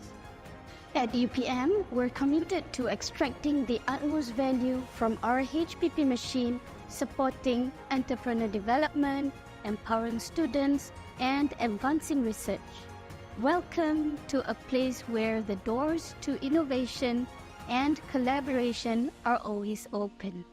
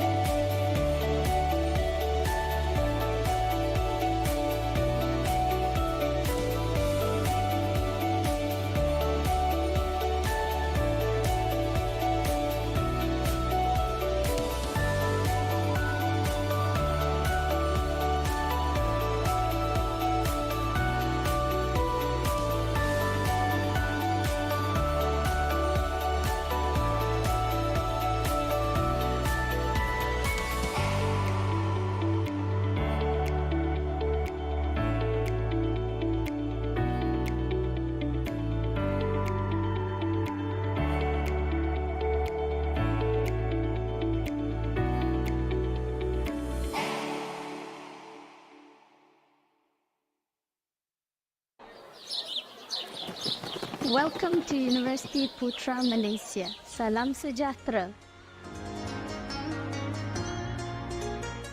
UPM is a hub of higher education and pioneering high-pressure processing services for the food industry in Asia. Since its inception, the Department of Food Technology at UPM was established with a clear vision to lead the way in teaching, research, and consultancy in the field of processing and engineering. In line with its visionary approach, in 2022, UPM installed the hyperbaric 55 unit, becoming the first organization to make HPP technology available for third parties in Asia. The HPP system was initially dedicated solely to research. However, the moment we began to communicate our HPP capabilities to the industry, there was an immediate interest in the multiple benefits offered by this cold preservation technology, such as guaranteed food safety, clean label, and extended shelf life. We welcome companies, many of them are export purposes, to send their products for processing at our pilot plants, fostering direct engagement with their teams and guiding them all along the processes. In this journey, Hyperbaric plays a key role with their HPP experts being always available to give support and share their wealth of knowledge. Nowadays, the main products we are processing are durian paste, food purees, and juices and beverages, including coconut water. But thanks to the versatility of HPP, there is an increasing interest in meat products, ready-to-eat meals, and seafood, among others. At the same time, we persist in conducting research on the most compelling applications, ensuring results are disseminated. Finally, as an academic staff, it's great to have a teaching plan dedicated to student training. It's incredibly gratifying to witness the surge of interest and excitement among our students during lab sessions as they stand before the HPP machine with real samples. At UPM, we're committed to extracting the utmost value from our HPP machine, supporting entrepreneur development, empowering students, and advancing research. Welcome to a place where the doors to innovation and collaboration are always open.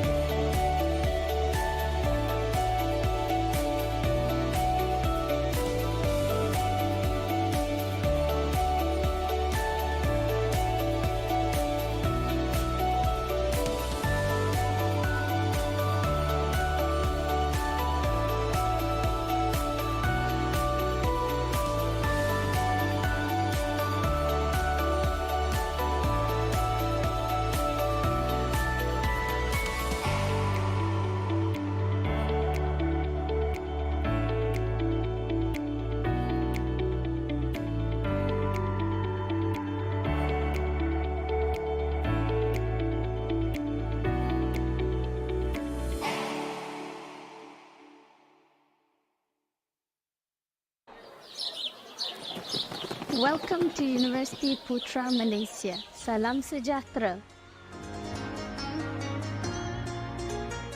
UPM is a hub of higher education and pioneering high-pressure processing services for the food industry in Asia. Since its inception, the Department of Food Technology at UPM was established with a clear vision to lead the way in teaching, research, and consultancy in the field of processing and engineering. In line with its visionary approach, in 2022, UPM installed a hyperbaric 55 unit, becoming the first organization to make HPP technology available for third parties in Asia.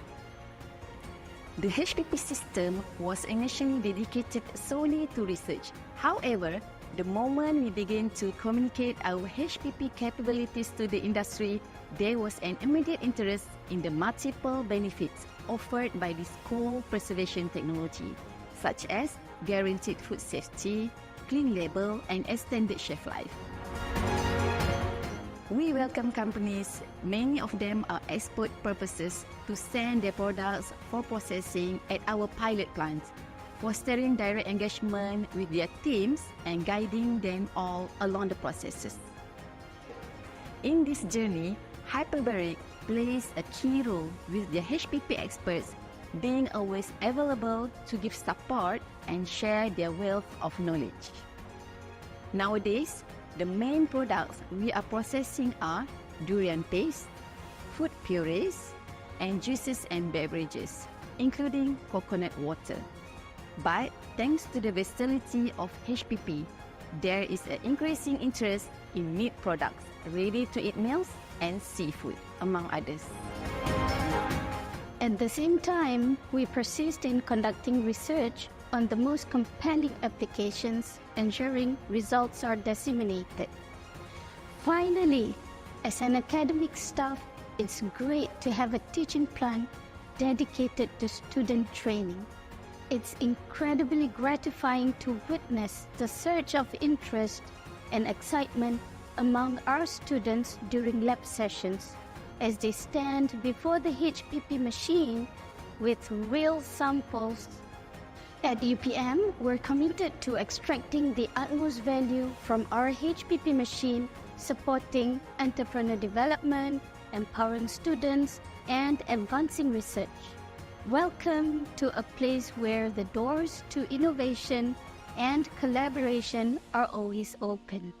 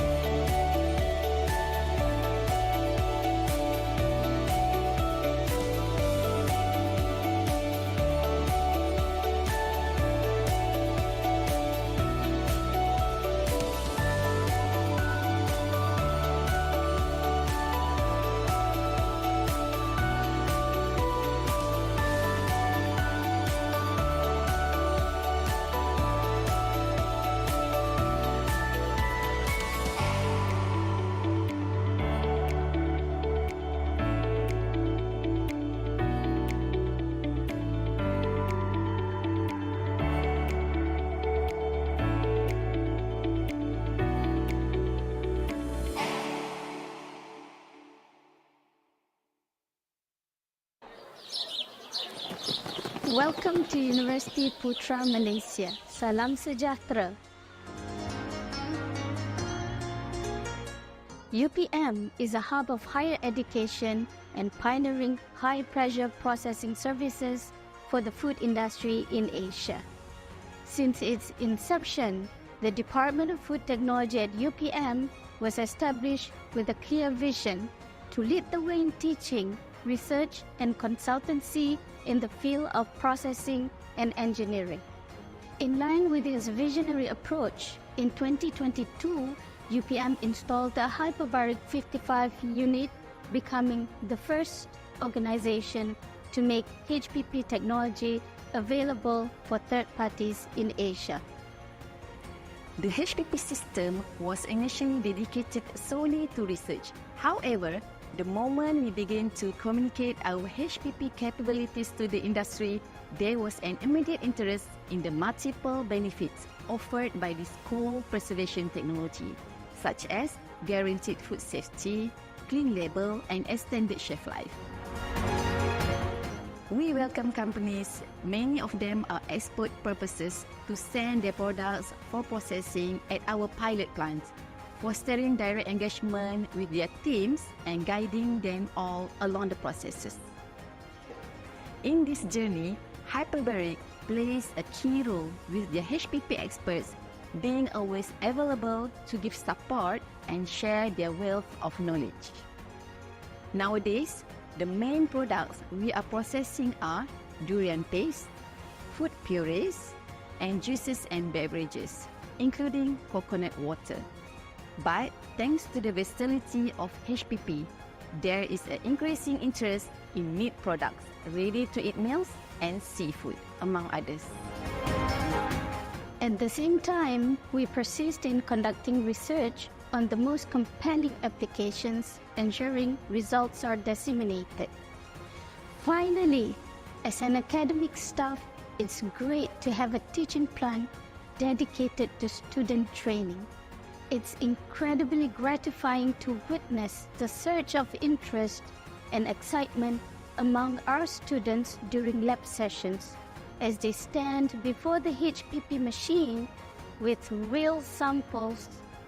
At UPM, we're committed to extracting the utmost value from our HPP machine, supporting entrepreneur development, empowering students, and advancing research. Welcome to a place where the doors to innovation and collaboration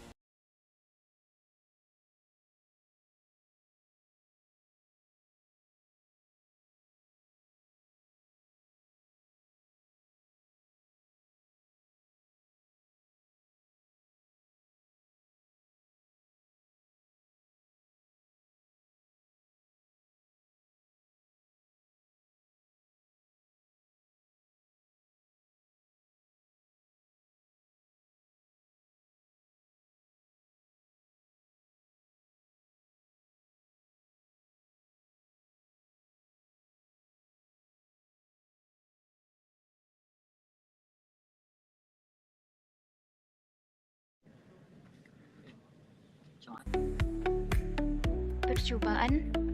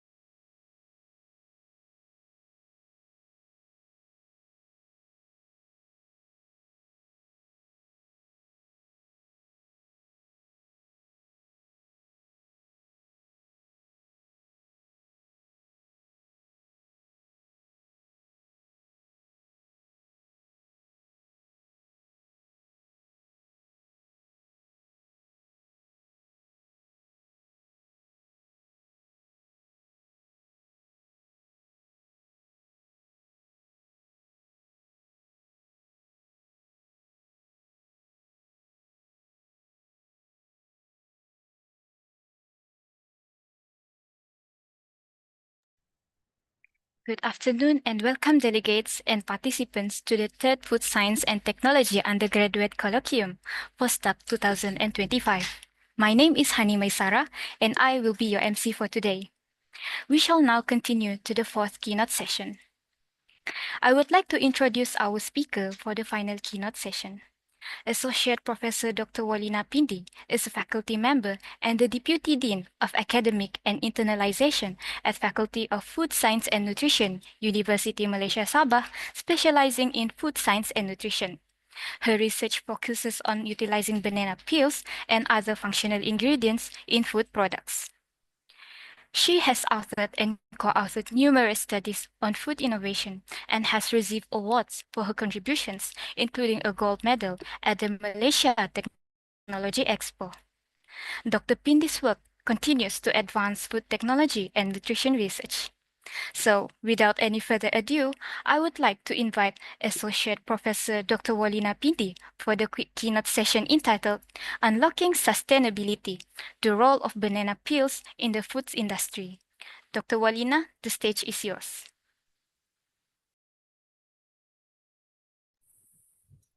Thank you.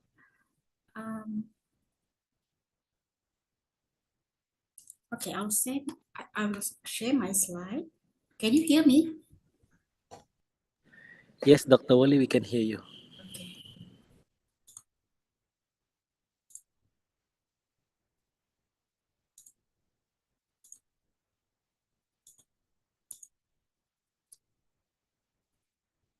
Okay, good afternoon, everyone.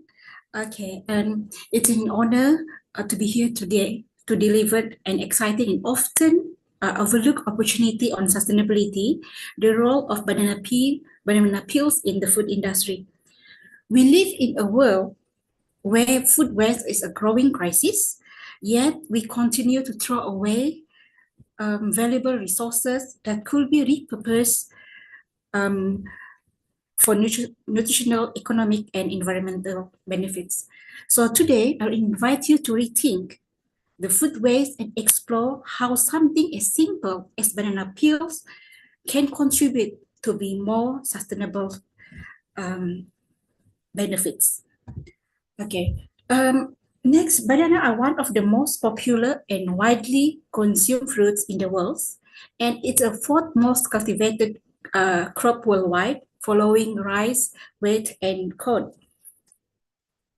Okay, next. And globally, the production of banana reached approximately 139 million tons in 2023, making it the world's leading food crops. So these productions was distributed across various regions, with Asia being the leading producer, followed by the Africa and South America. So as you can see, actually Asia actually contributing approximately 72.32 million metric tons per year. And as you can see, actually Malaysia, we only produce 336,000 metric tons per year. Yeah. So actually, Malaysians, we produce lower banana when we compare with other Asia countries like India, China, Indonesia, and Philippines. So this is the country produce the most of banana peels. As we can see, India, China, followed by Indonesia, Nigeria, Brazil, Ecuador, Philippines, and so on. Yeah, and Malaysia, we're not included in the list. Yeah.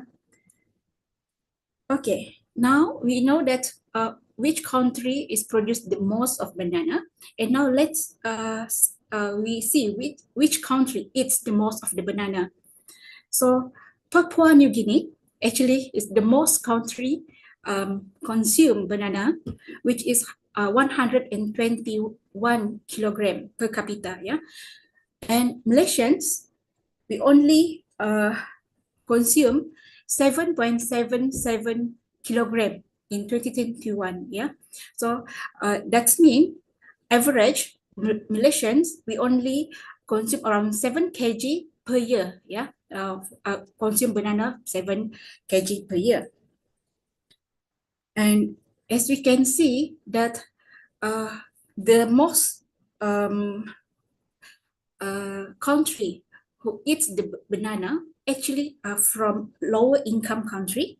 Yeah, but although that before this, actually the producer of the banana is like India, China. Yeah, but the consumer of this banana is actually comes from lower income country.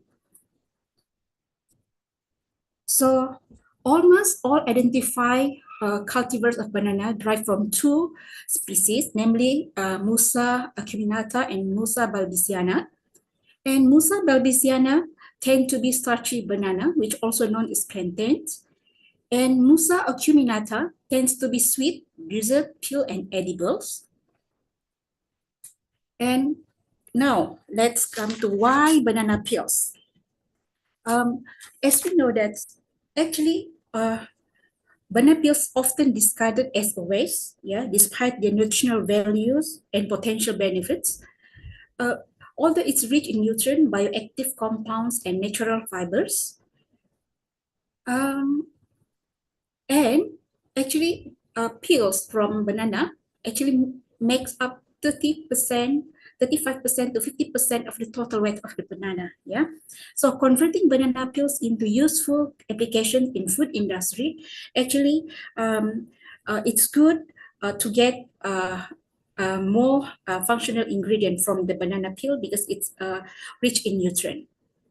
Okay, let's move to the why banana peels. Yeah, as we continue exploring sustainable solutions, let's talk about why banana peels matter. Yeah, banana peels are often discarded as a waste, but repurposing them can help achieve the global sustainability goals and significantly reduce the food waste. By utilizing banana peels, we contribute into three key sustainable development goals, which is first is zero hunger, enhancing food availability and nutrition. Second is responsible consumption and productions, which is reduce the food waste, promoting circular economy. And third is climate actions, SDG 13, which is lowering greenhouse emissions from food waste. By finding innovative way to use banana peels, we can step towards a more sustainable and responsible future. Okay.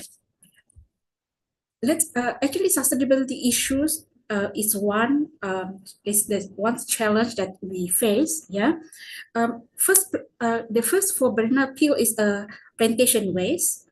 Banana farming generates a significantly amount of waste, including leaves, peels, and so on, which often to go unused and contribute to the environmental burdens. And the second is environmental impact. Actually, every year, approximately 36 million tons of banana peels is produced, yeah, which is associated with adverse environmental impact and economic losses. And lastly, unpleasant odor. When banana waste undergo anaerobic digestions, it releases gases that can disturb the natural air balance, contributing to the false smells and potentially potential air quality concerns. So this challenge highlights need for sustainable solutions to manage banana waste effectively and minimize the negative impact on the environment. Okay, let's move to the nutrient contents or nutrient composition of banana peel. The nutrients composition of banana peel is less affected by their varieties. Yeah. Then as banana matured, the soluble sugar content increase while the starch content decrease, making the peel composition change slightly over time. And if we look at the nutritional breakdowns, actually banana peel contains 66% of carbohydrates, 12% of ash, around 13% of fat, and 8% of protein. So banana has a low salt and high potassium content, which is beneficial to control blood pressure.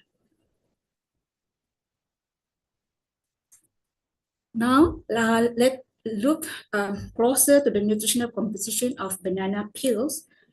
And as shown in these tables, actually, banana contains a high amount of dietary fiber, which is around 47 to 53%, and followed by carbohydrate, which is around 60 to 76%. So we can see here, dietary fiber, actually, that is the, I think for me, dietary fiber is the main nutrition that we nutrition composition that we want in banana peel, because we discard the waste, which is banana peels, but actually it's high in dietary fiber. Okay, for anti-nutrients, okay, although banana peels, we see that there are many nutritional contents, right? But actually banana peel also have anti-nutrients, yeah, like tannins, oxalate, and phytate, which may cause adverse effects such as depressed growth, reduced nutrient intake, and damage to a vital organ in the body. So proper processing, such as oven drying, fermentation, microwave, boiling, sun drying, and oven drying, help reduce this compound.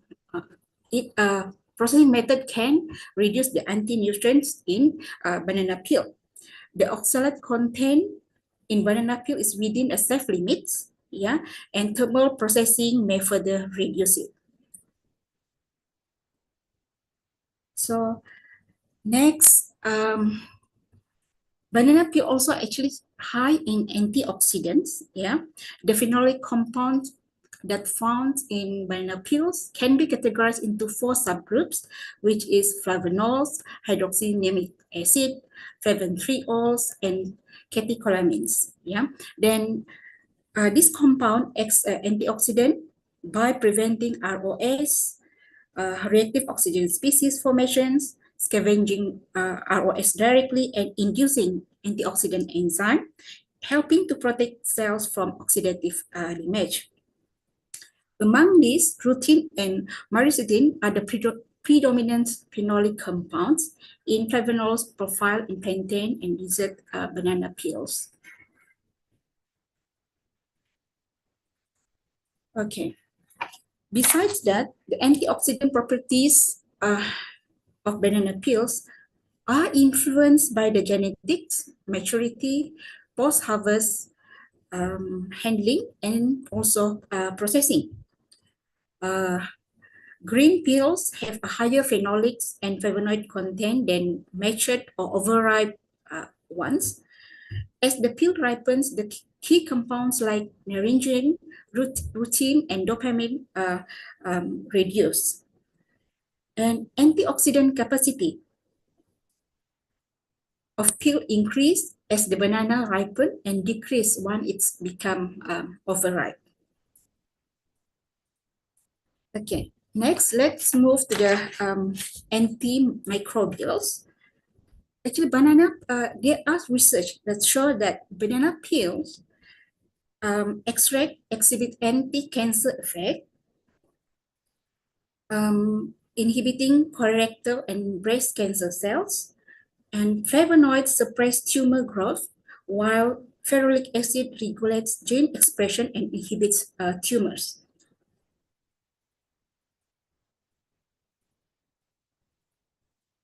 Sorry. Okay, so next, let's move to the technological treatment of banana peels.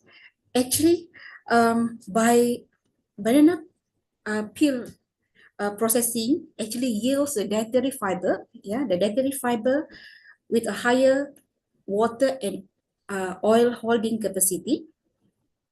And when we process to the banana peel to get the pectin, actually it with a high enterification level, increase the enterification levels, and cellulose with superior caloric caloric content and binding capacity, and for treatment with pectinase enhance the prebiotic effect of lactic acid bacteria.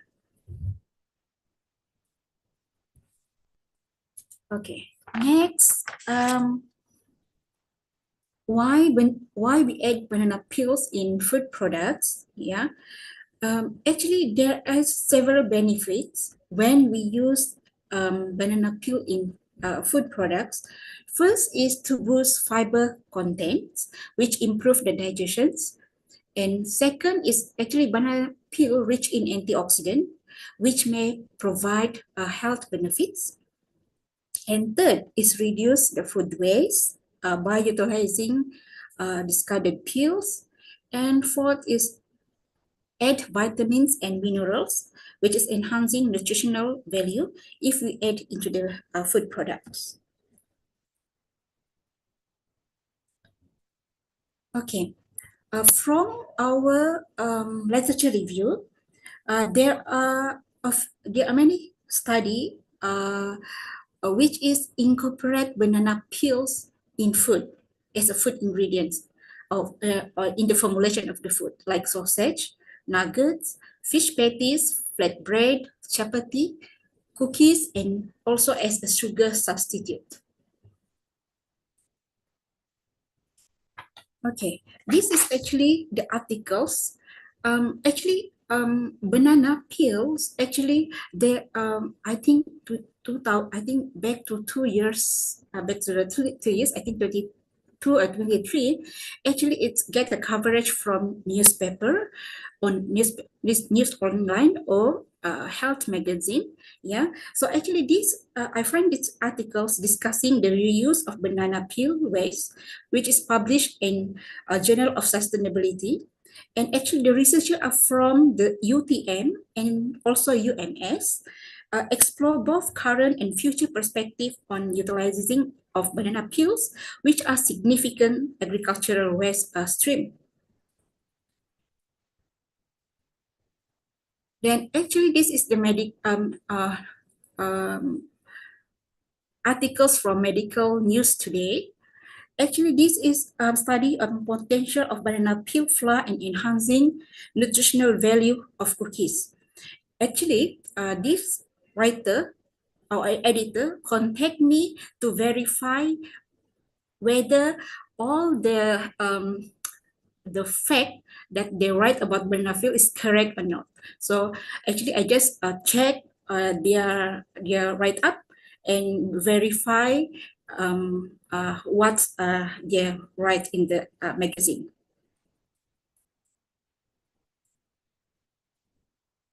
Okay. Our research group actually has published a few papers from our research on banana peels. Actually, the first paper is a review papers, banana peel is bioactive ingredient in potential application in food industry. And the second is review paper is by banana biomass waste, prospective nanocellulose sources and potential application in food industry. And some of the research, which is we want to study the effect addition of banana peel powder in fish patties. I think this is from journals of British food journals, and the roles of banana peel powders in the nutritional quality of chicken sausage, which is we published on food science and nutrition, and also applied science. Okay, although that I have mentioned there are many applications in banana peel in food products, today, because I'm a meat scientist, I will discuss the application of banana peels in meat products, which is in sausage. Okay, as you know that processed meat products are important protein sources with high biological value energy, enriched in vitamins and minerals. But processed meat products are always have a negative perceptions, due to the high sodium content, low fiber content, and high animal fat levels. So then the overconsumption of meat and meat product also increase the risk of number of disease such as colon cancer, cardiovascular disease, and obesity. So there is a need to develop a healthier meat products to meet the consumer demands. Okay. Research show that recommended intake of dietary fiber is in Malaysia is 20 to 30 grams per day, but Malaysians only take around 12.4 gram per day of dietary fiber. So then a high fiber diet is essential in maintaining health and well-being. It supports digestion, weight management, and diabetes preventions. So adding dietary fiber to a food product improve not only nutritional and health properties of the product or its component, but also confer the technological properties also, such as improving the water holding capacity and rheological properties. And actually, not only that, when we add non-meat protein, actually can reduce the cost and for the formulations of the meat products. Okay, why meat products? Maybe there are questions. Why we're adding dietary fiber into meat products? Okay, according to the data from FAO, actually,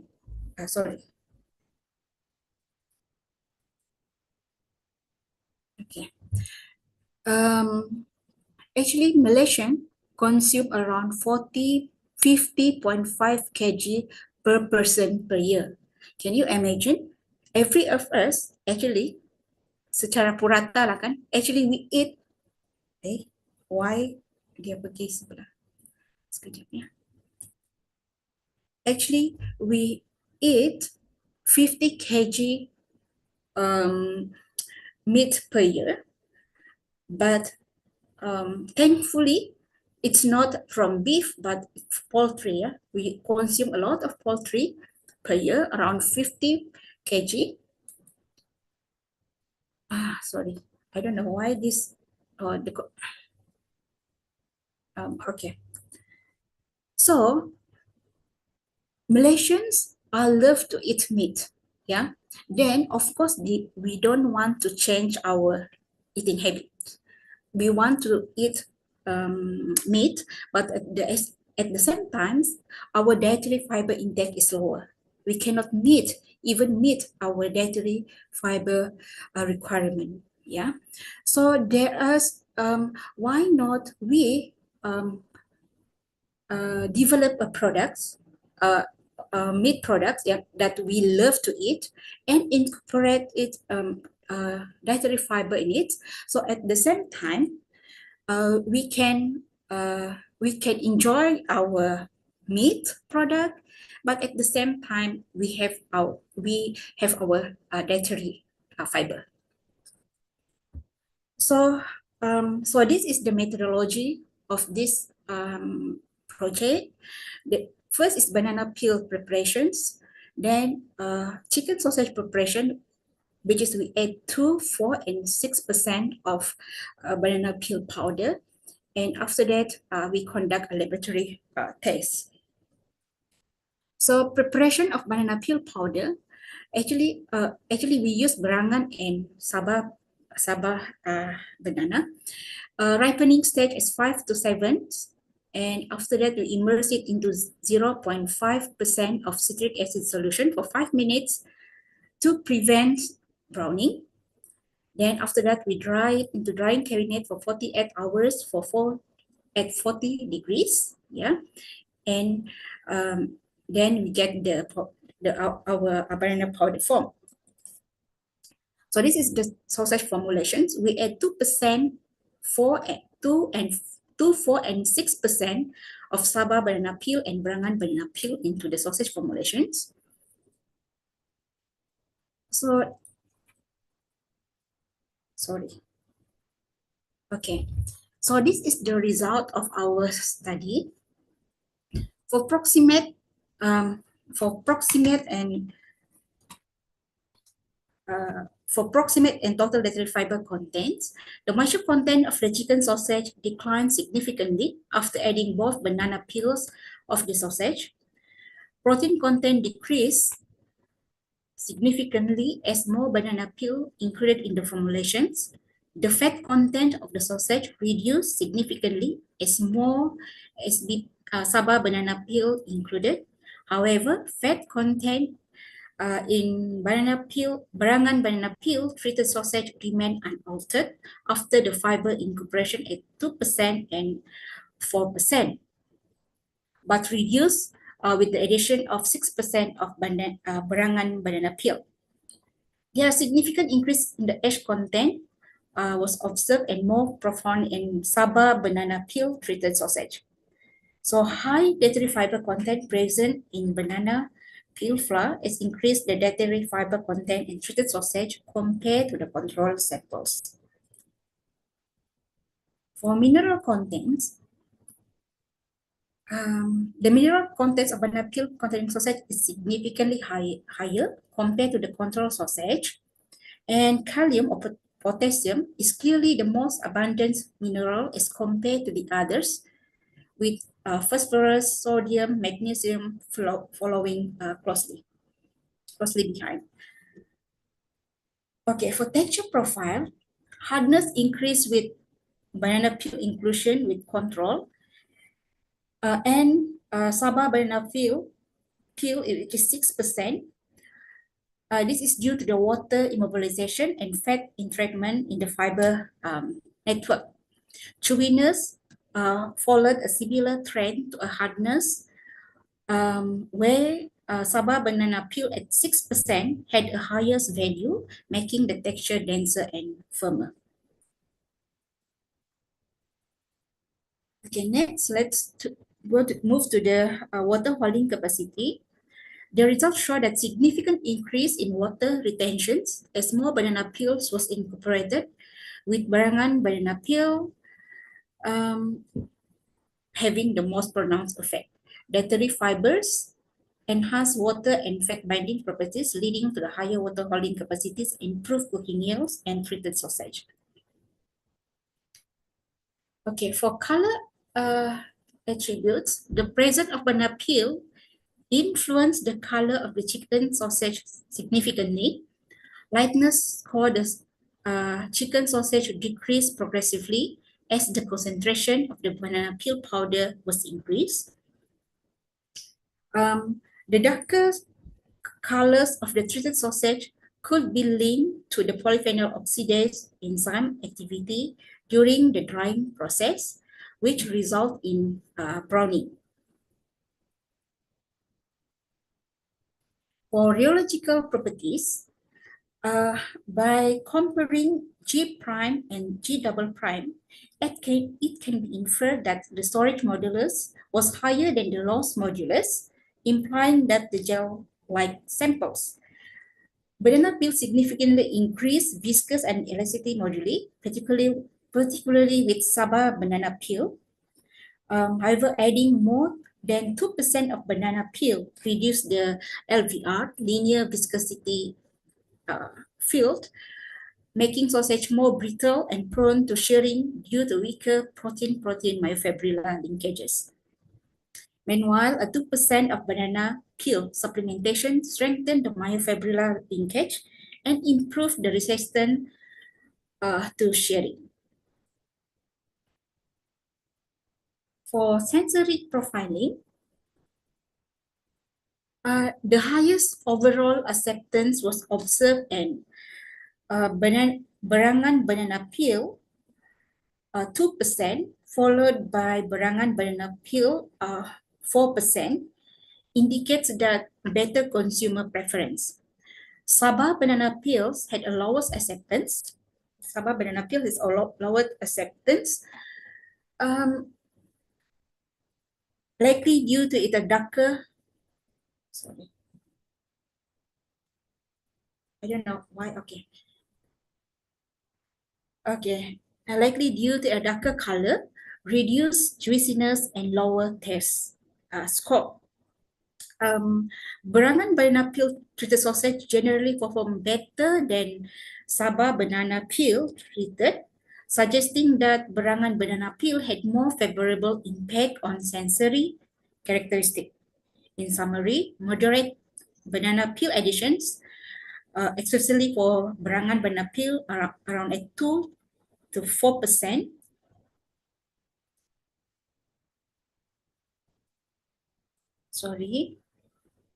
Improve sensory acceptance, but higher concentration negatively affected quality. So for berangan banana peels, actually, it's actually 2% and 4% are accepted. In conclusions, dietary fiber enriched chicken sausage prepared at 2% and 4% of berangan banana peel powder were organoleptically acceptable compared to the other samples. However, the addition of banana peels powder from both variety in chicken sausage increased the hardness and decreased the cohesiveness compared to the control samples. Andrology findings also explain the brittleness properties of the sausage with high banana peel content. As well as improving in sausage water holding capacity, the banana peel also provide promising health benefits such as increase of sausage dietary fiber and mineral contents. The results suggest that banana peel powder can be inexpensive dietary fiber source. Okay, let's move to the other applications.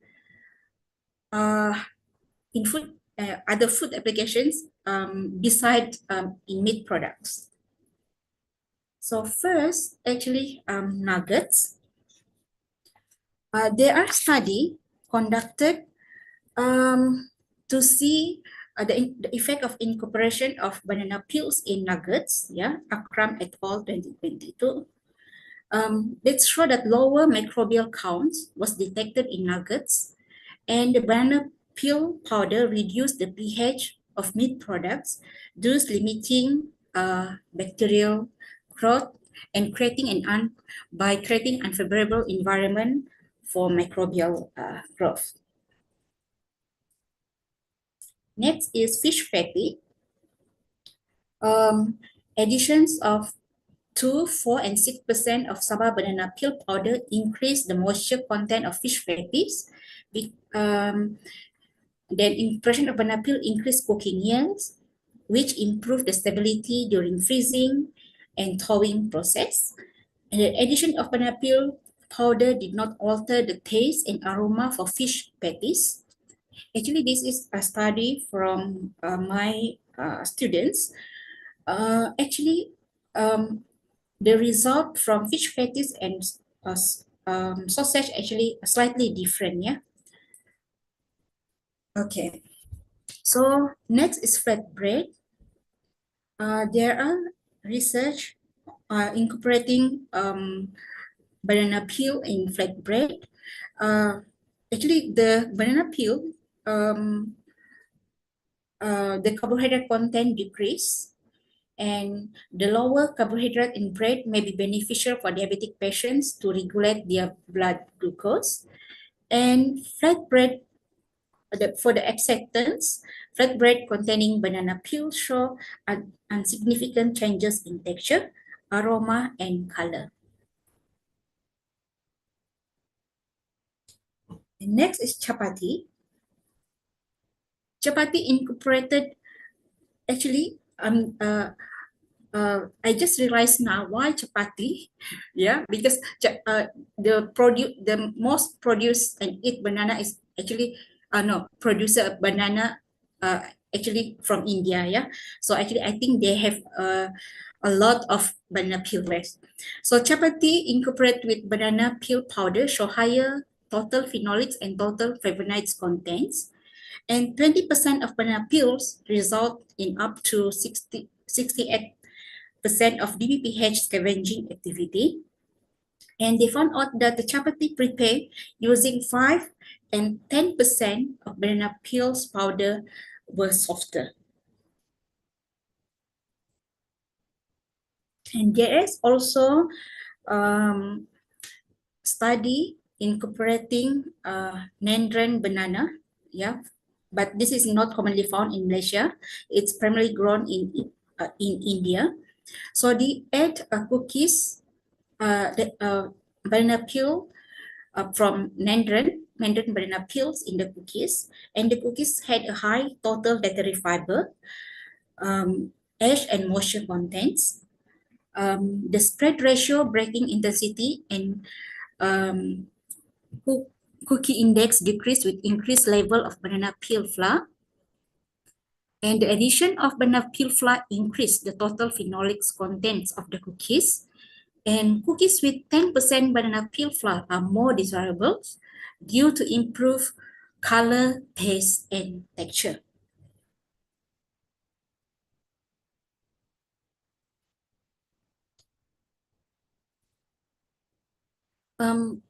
There are also studies that use a banana peel as a sugar substitute. Banana peel has proven to be a good source of xylose production, which is subject to xylitol during acid hydrolysis. Then they find out that actually xylitol from banana peel decrease the water activity of the rust, resulting in high self-stability of the products. Okay. Now let's move to the food packaging. Actually, banana peel also, there are many research was conducted to see banana peel as a food packaging. And the result shows that higher tensile strength was observed in edible food wrapper made from banana peel. The tensile properties were similar to the polyethylene, which is associated with fiber content in the banana peels.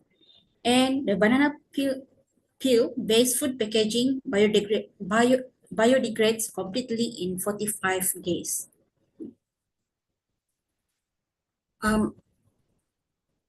Actually, one of our research, actually we extract the nanocellulose from the banana peel, yeah, and there are many research also which is they extract the nanocellulose from banana peel to get their characteristic functional properties, yeah. The first is to improve the thermomechanical and rheological properties of biodegradable food packaging. And second is acts as a stabilizer to improve mechanical properties, surface and interfacial expansion of the emulsions. Next is as a food additive such as texture enhancer, fat replacer, and thickeners. Actually, one of our research is actually we use the nanocellulose extracted from the banana peel as we add into the meat emulsions to see the effect of the addition of nanocellulose, whether it can improve, yeah, the current emulsions of the lower low percent, lower fat contents in meat products. And next, nanocellulose also act as encapsulating agents to carry bioactive compounds. Okay, maybe safety and regulatory aspect. Maybe we are questioning: is it banana peels is safe to eat, and is there any regulations about the banana peels? Yeah. So, of course, there is risk of contaminations. As we know that fruit peels are the outermost layer and directly exposed to pesticide or industrial pollutants and environmental toxin. And the fruit peels are also likely to develop or accumulate hazardous substances such as hydrophobic organic contaminants. Then, since fruit peels can accumulate hazardous substances, it's important to wash peel or choose organic produce when necessary to reduce exposure of these contaminants. And also improper post-harvest handling and storage, such as leaving the banana peels in constant contact with soils, renders the banana peel microbiological inappropriate for use in food applications. As we know that actually, as long as that we know there is no regulations in this regard for the regulatory in banana peels, so it is difficult to discuss post-harvest management for banana peel intended for human consumptions. So, challenge and future works. I think first it must be the consumer perceptions. I think Malaysian we will not eat banana peel, right? Directly eat the banana peels.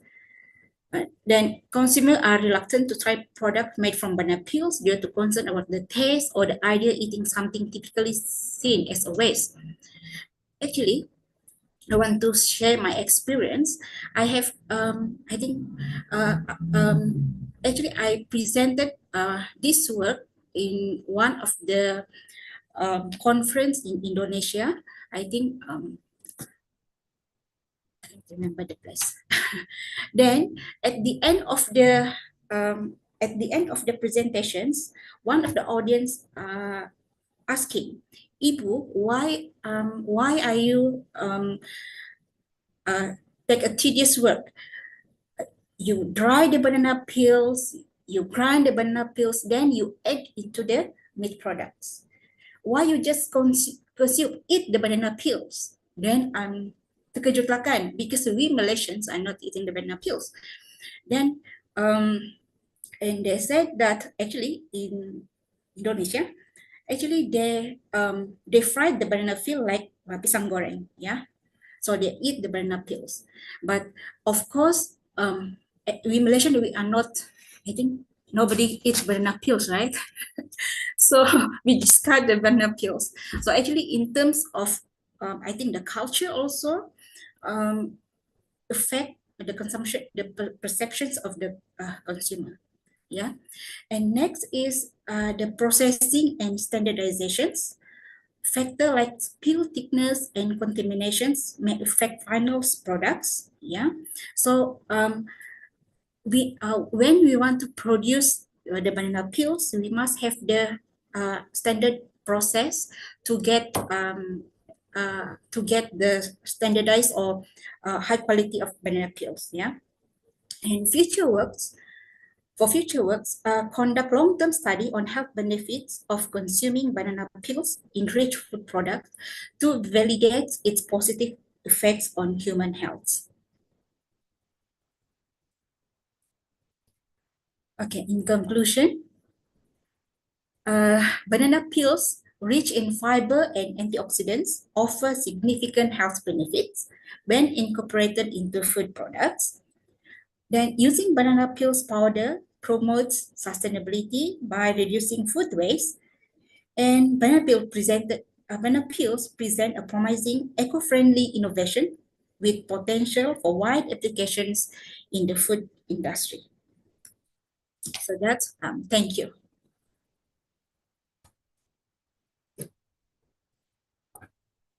A huge thank you to Dr. Walina for the insightful sharing session. We still have a few minutes for Q&A session, so I would like to invite participants to ask questions. You can unmute your devices, or you can put in your questions in the chat box and I will help to read them out. At the meantime, participants may scan the QR code on the screen to fill in the feedback evaluation form. So by filling this form, participants are entitled to get the Certificate of Participation for FOSTUC 2025.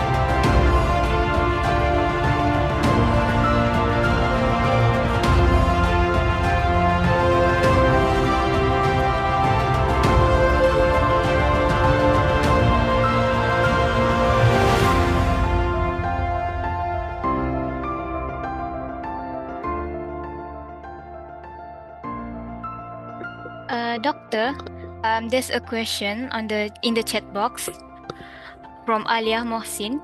She asks, "Dear Prof, Dr. Alia Mohsin. Okay. Dear Prof, can you comment on the sustainability of the resources?" Okay, thank you, Dr. Alia. Of course, the sustainability of the resources. Okay, for me, actually, it's depends on whether we produce banana.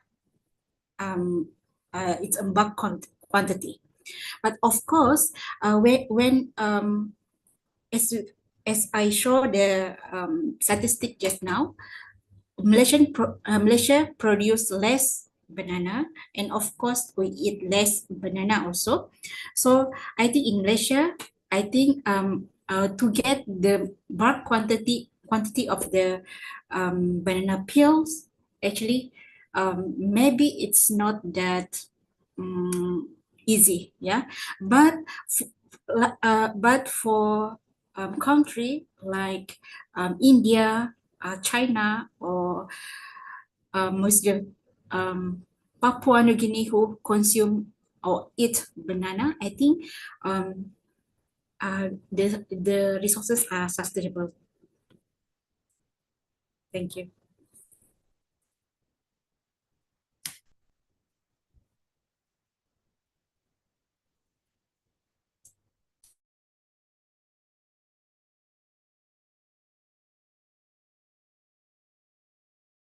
Thank you, Doctor. Any other questions from the participants?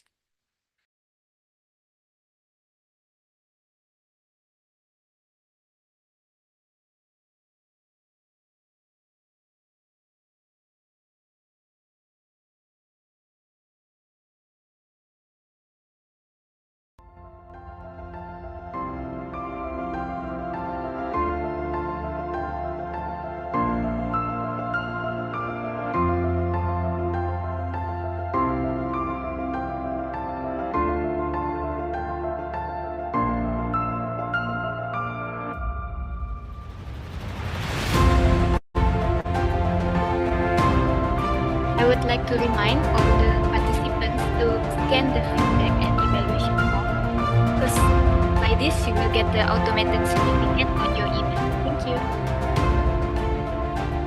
Okay, I see the questions from Dr. Sakri.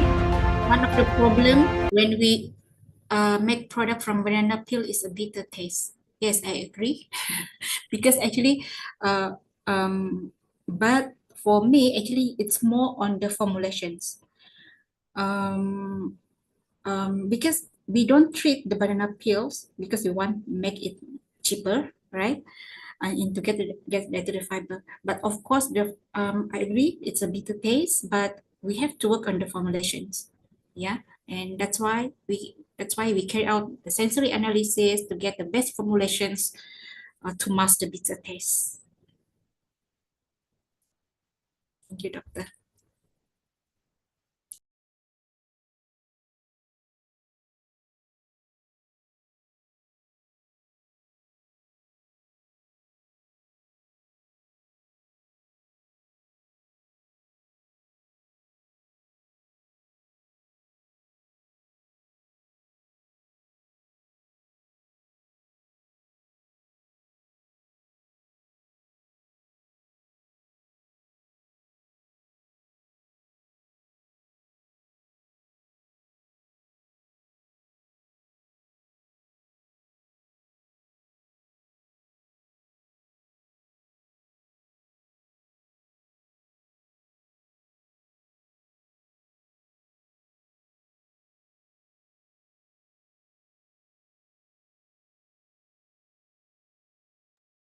Okay, thank you so much again, Dr. Walina, for the keynote session.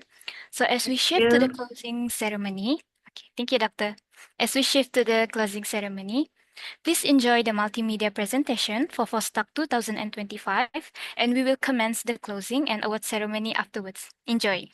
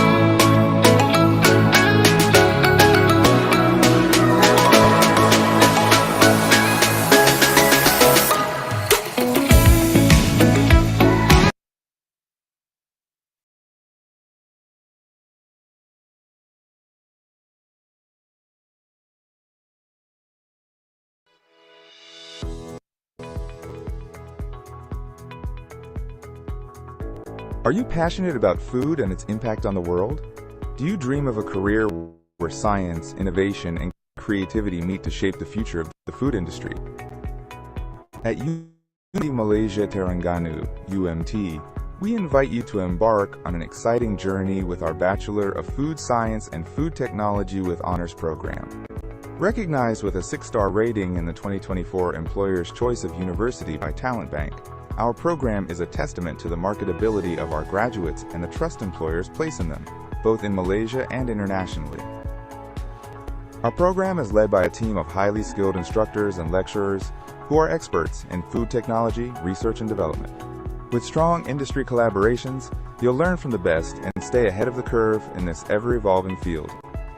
At UMT, you'll have access to well-equipped laboratory facilities that provide the perfect environment for learning and innovation. Here, you'll not only expand your knowledge, but also develop the skills to create groundbreaking food products that meet global demands. Over 4 dynamic years, you'll dive deep into the core of food science, mastering food processing technology, food engineering, quality assurance, food safety, and food legislation. But that's not all. You'll also gain hands-on experience through community projects, industry visits, and competitions, both locally and abroad. Graduates of our program enjoy a wide range of career opportunities across various sectors, including government agencies, multinational food corporations, and entrepreneurial ventures, both at home and around the world. Join us at University Malaysia Terengganu and take the first step towards shaping the future of the food industry.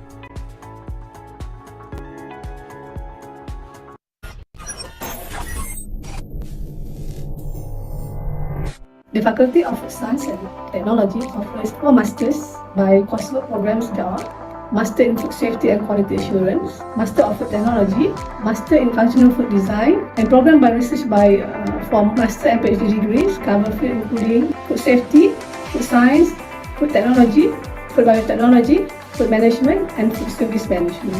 I would like to invite everyone with a food science background to join our Master in Food Safety and Quality Assurance program at UPM. This postgraduate program by coursework aims to provide in-depth knowledge on food safety and quality to ensure food produce is free from hazards and contaminants, therefore contributing to customer satisfaction and confidence. We offer this program on a full-time or part-time basis and suitable for those who are working because classes are conducted after office hours. If you follow the arrangement of the course, full-time students will get their master degree in 1.5 years. Some of the job prospects after graduation are QA and QC executive, professional auditor or trainer, risk assessor and consultants. You can even work in the food service industry and even further your study to get a PhD. Master of Food Technology is a postgraduate program designed to produce well-versed food technologists with the latest knowledge on food processing and food manufacturing. This one-year program offers courses such as food engineering, food packaging, and food innovations that are suitable for full-time students and also part-time students from the food industries. The curriculum of this program is designed together by academicians and industries to ensure that the program produces graduates that are relevant to the current food trend and the latest food technology.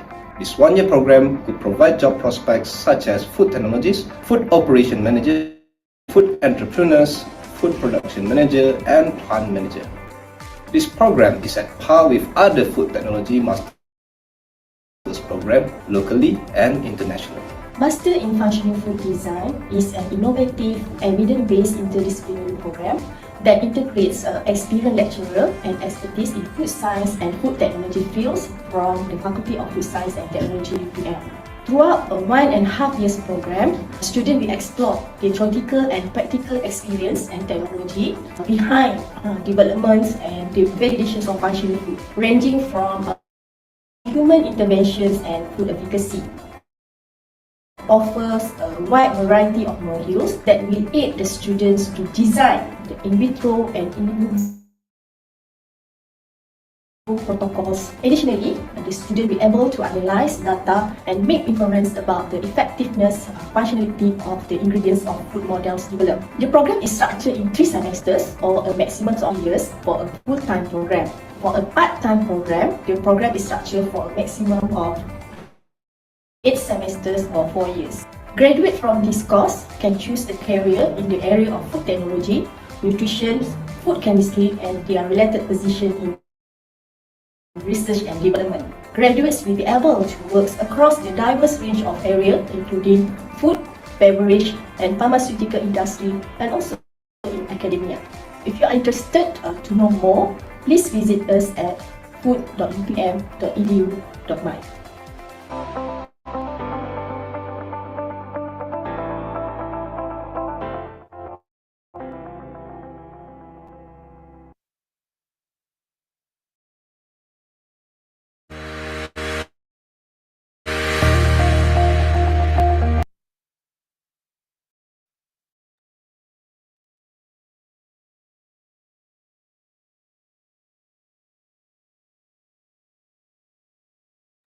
Okay, thank you. Dear participants, there will be another multimedia presentation, which is a montage video of FOSTUC 2025. Enjoy.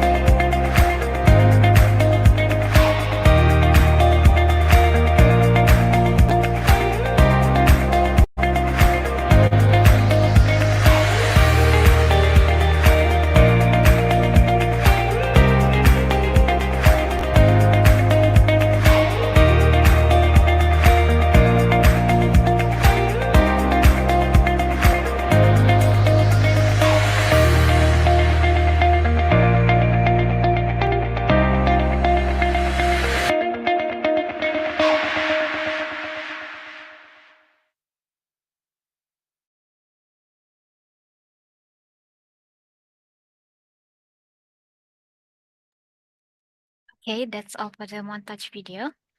Next, ladies and gentlemen, a very good afternoon to all distinguished guests, respected speakers, panelists, participants, and organizers. As we come to the final moments of the third Food Science and Technology Undergraduate Colloquium, FOSTUC 2025, it is an honor to stand before you to bring this incredible event to a close. Over the past 2 days, we have witnessed remarkable presentations, insightful discussions, and innovative ideas that have truly showcased the potential of our future food scientists and technologists. On behalf of the organizing committee, we would like to express our deepest gratitude to our esteemed keynote speakers and panelists for sharing their invaluable knowledge and expertise, all presenters and participants for their dedication, hard work, and thought-provoking research contributions, our sponsors and partners for their unwavering support in making this event possible, the organizing committee and volunteers for their commitment and seamless execution of this colloquium. Without your collective efforts, FOSTUC 2025 would not have been the success that it is today. Before we shift to the award ceremony, we will proceed with the closing remarks. Therefore, I would like to invite Associate Professor Dr. Rashida Syukur, Head of Food Science Department, Faculty of Food Science and Technology, University Putra Malaysia. Dr. Rashida, the floor is yours. Thank you very much. Can you see me and hear my voice? Can you hear my voice? Sekejap Yes, doctor, but your picture is upside down. I don't know what happened. Sekejap ya.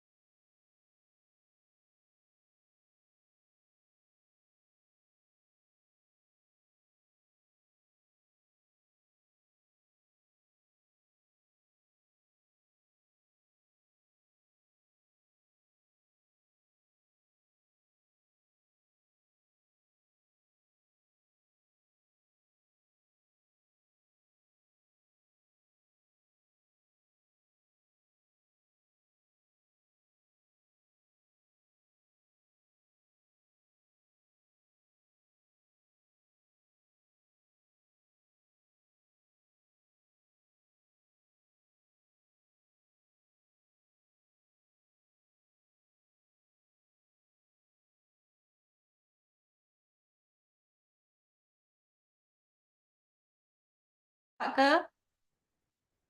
Okey ke tak? Okay. Dah okey dah, doktor. Okay. Okey, sorry lah. Cantik. Tu dia. Apa khabar? Hari ni meeting 1 hari baru habis. Okey. Dia kena Dr. Alia datang baru okey. Alright. Okay. Assalamualaikum and very good evening to all. Deans and head of programs from UMT, UMS, and our I would like to welcome our new universities that join our FOSTUC 2025 UITM, to invited speakers, esteemed supervisors and judges, committee members, and most importantly, our brilliant young researchers and students. So as we come to the closing of the FOSTUC 2025, I would like to extend my heartfelt congratulations to all participants, because your hard work, dedication, and sacrifice that you come during your semester break after your exam, right, have been truly inspiring. The competition is not just a showcase of a talent, but it is a platform for new innovations, starting of collaborations, and the pursuit of knowledge that will shape the future. So you will be joining the workforce, so you are the future of Malaysia. And to all participants, whether you walk away with an award or not, please always remember that a true achievement, okay, lies in the knowledge that you gain from this activity, the connections that you made with new friends, and the passion for research that you have shown. And it shows that you always strive for excellence. I would also like to thank and very grateful, incredibly grateful for unwavering support from the deans, head of departments or head of programs of all the universities, and the faculty leadership for supporting this FOSTUC for the past 3 years. So this is our third FOSTUC 2025. And of course, to the organizing committee that worked so hard, that contributed so much tirelessly, and has made this event a huge success. Congratulations. We are truly grateful on your contribution. And I really hope that this friendship and collaborations since 2023 doesn't stop here and will continue in many years to come. Okay, and before I end my 2-minute speech, I would like to end it with dua rangkap pantun. Okay. Bunga mekar di taman yang indah, harum semerbak menyapa pagi. Ilmu dicari takkan punah, bekal berguna sepanjang hari. Terima kasih kepada semua para pelajar dan juga tetamu. Moga berjumpa di lain masa dengan kejayaan yang lebih bersatu. So with that, thank you very much, and sampai jumpa lagi in person, and please join our Food Innovation Challenge in September 2025 so we can all see you and we can meet in person. Okay, thank you very much. Take care. All the best. Thank you, Dr. Rashida, for your insightful remarks. Next, I would like to invite Associate Professor Technologist Dr. Norizah Muhammad Sarbon, Head of Program for Bachelor of Food Science, Food Technology with Honours, Faculty of Fisheries and Food Science, University Malaysia Terengganu. Dr. Norizah, I now turn the floor to you. Bismillahirrahmanirrahim. Assalamualaikum warahmatullahi wabarakatuh, and a very good day to everyone. We are grateful to Allah Subhanahu wa Ta'ala for providing us the opportunity to attend the third Food Science and Technology Undergraduate Colloquium, FOSTUC 2025. Over the past 2 days, we have been nourished with insightful knowledge and innovative presentation from our final year undergraduate students centered around the theme University-Driven Food Research and Innovations for Enhanced Food Security. I hope that this colloquium has not only provided valuable discussions but has also contributed to identifying solutions to some of the pressing issues affecting food security. I would like to express my heartfelt gratitude to all the presenters for their hard work and commitment in delivering such remarkable presentations which we had the privilege of listening to.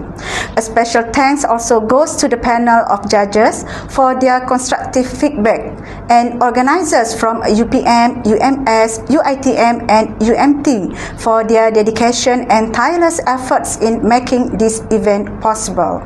Your commitment has ensured the success of this online gathering, allowing us to connect, share and learn from one another. We hope that this colloquium will continue to become an annual event, fostering continuous collaboration in food research and innovation. To all junior students, especially those from UMT, I hope you have gained valuable knowledge from your seniors' presentations. The time will come where you will undertake your own research and hopefully you can carry forward the spirits of excellence in the future, inshallah. I end my speech with a traditional Malay pantun. Tapai dibuat bersama ragi, diperkaya pula dengan bahan serat. Ilmu dicari tak akan rugi, buat bekalan dunia dan akhirat. Thank you. Assalamualaikum warahmatullahi wabarakatuh. Sincere thank you to Dr. Noriza for the meaningful remarks. Now moving on, I now invite Dr. Sylvester Matihal, Head of Program Food Service, University Malaysia Sabah. Dr. Sylvester, please. All right, thank you so much, Hani, for the welcoming remark to me. All right, so distinguished guests, esteemed keynote speakers, respected members of the jury committee, brilliant undergraduate presenters, and everyone that gathered here today. As we come to an end of the FOSTUC 2025, I would like to extend my heartfelt gratitude to all who have made this event possible. First and foremost, a special thanks to University Putra Malaysia, University Malaysia Terengganu, and University Technology Mara for their unwavering support and collaboration in making this event a reality. And also to the organizing committee, your dedication, hard work has been the backbone for this event. We deeply appreciate the tireless effort, ensuring everything ran smoothly and successfully. A big thank you to our distinguished keynote speakers whose insight and expertise has undoubtedly inspired us all.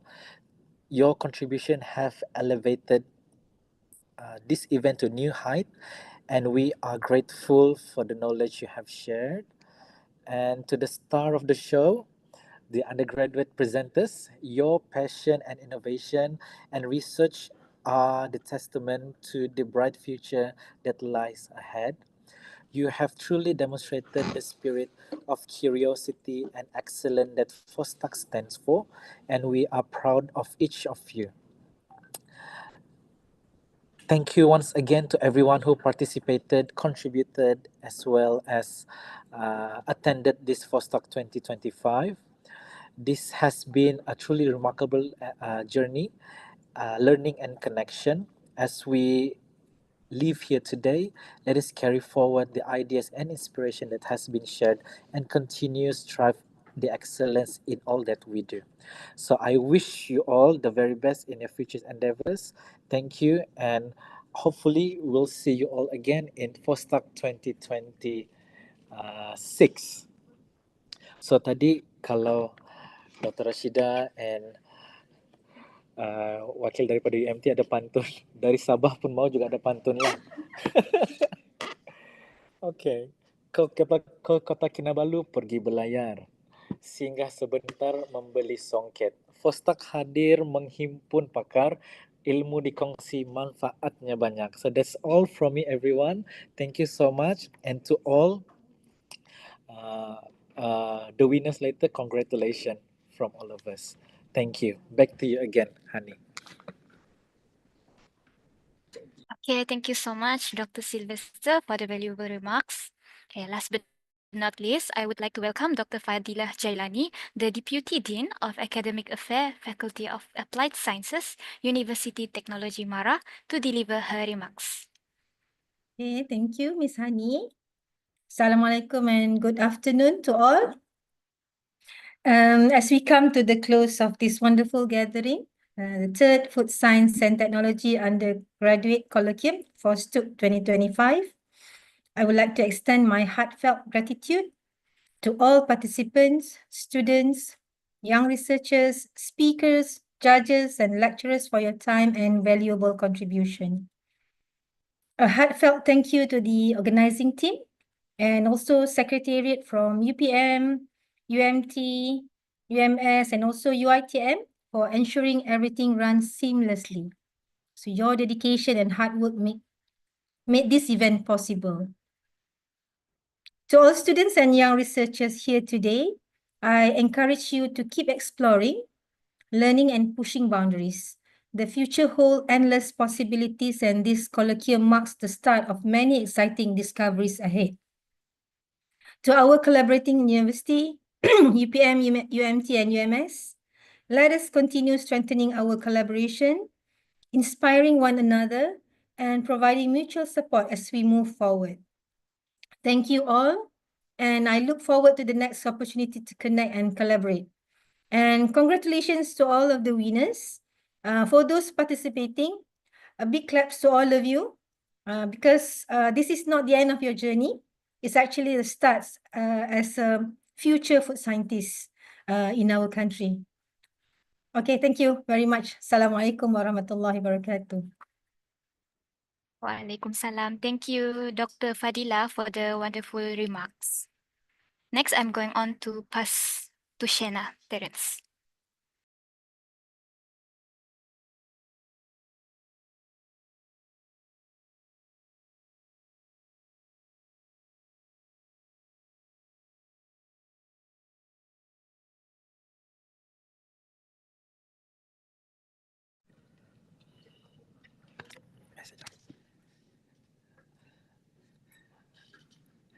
All right, to all participants as well as presenters. So we will still need sometimes to tabulate all the awards recipients. At the meantime, please enjoy the FOSTUC video, and we will commence the awards ceremony shortly. Thank you.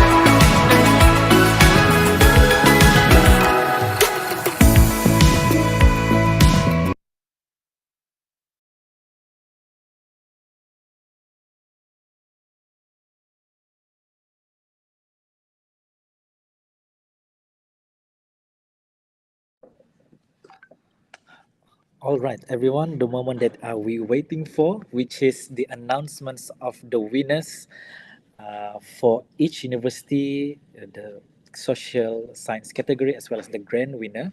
Now I will pass to Shena for the announcement. Ladies and gentlemen, the moment we all have been waiting for has arrived. It's time to recognize and celebrate the incredible talent showcase at FOSTUC 2025. Okay, first and foremost, congratulations to all the participants of the 3rd Food Science and Technology Undergraduate Colloquium, FOSTUC 2025. Okay, take a deep breath, smile, and let's make it a great one, okay? Before announcing the winners, I would first like to share the prize offerings for our award recipients. Bronze Award, representing 3rd place, comes with a cash prize of 100 ringgit Malaysia. For Silver Award, representing 2nd place, comes with a cash prize 200 ringgit Malaysia.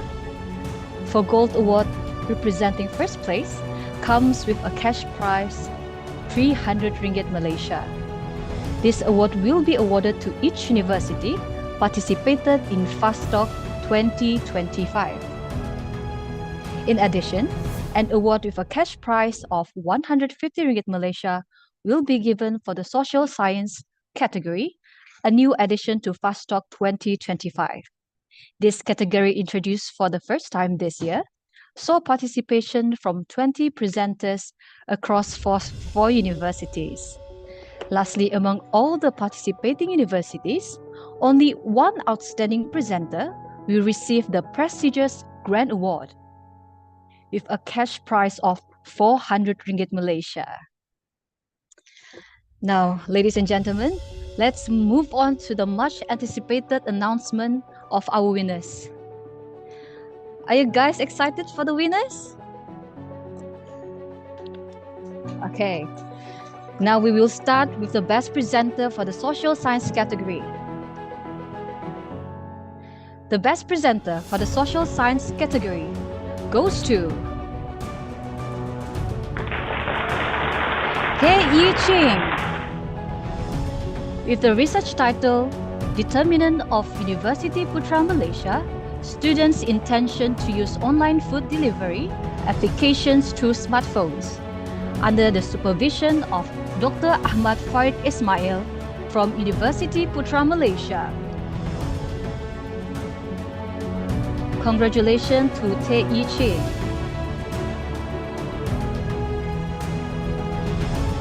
Now, we move to the awards for social science, for science and technology category. First, we have University Putra Malaysia. Okay. We start with the Bronze Award. The winner for Bronze Award goes to Muhammad Daniel Haikal bin Abdullah Halim with the research title Antifungal Activity of Temukunchi, Extract Against Foodborne Spoilage and its Effect on Fungal Population in Chilibor. It is under the supervision of Professor Madya, Dr. Farin Azlin, Muhammad Ghazali. Congratulations to Muhammad Daniel. Now we move to the Silver Award.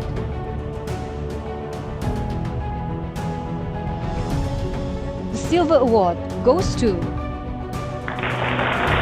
Christina Patricia binti Yuzai Nizam with the research title Effect of High Pressure Processing on Phytochemical and Microbiological Properties and Shelf Life Stability of Whole Liquid Egg. It is under the supervision of Professor Madya, Dr. Rashida Shukor. Congratulations to Christina Patricia. Finally, we go to the Gold Award, which is the winner for University Putra Malaysia. The winner for University Putra Malaysia goes to Nurjihan bin Mahzan with the research title Antibacterial Activity of Coffee Arabica and Leaf Extract Against Foodborne Pathogens and its Effect on Microbial Population in Raw Buffalo Meat During Storage. And it is under the supervision of Professor Madia, Dr. Yaya Rukayadi. Congratulations to Nurjihan. Let's give a round of applause to all our UPM winners.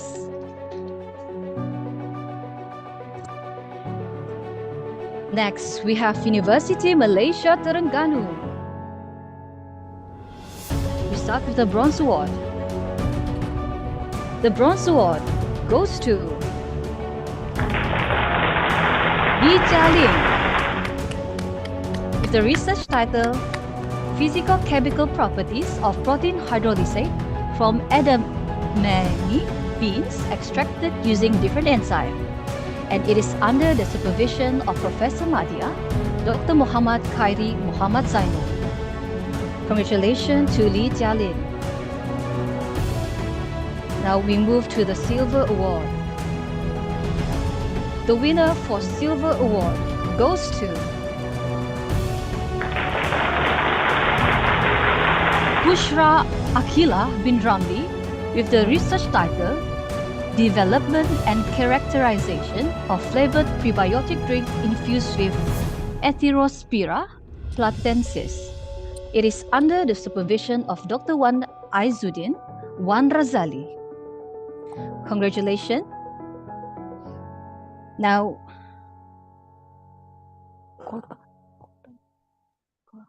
we move to the Gold Award. The winner for the Gold Award goes to Lim Tzi Yang with the research title Modeling the Growth of Salmonella on Fruit Pudding at Different Storage Temperature, and it is under the supervision of Professor Madia, Dr. Nizam Lani. Congratulations to all the winners. Please give the winners a round of applause.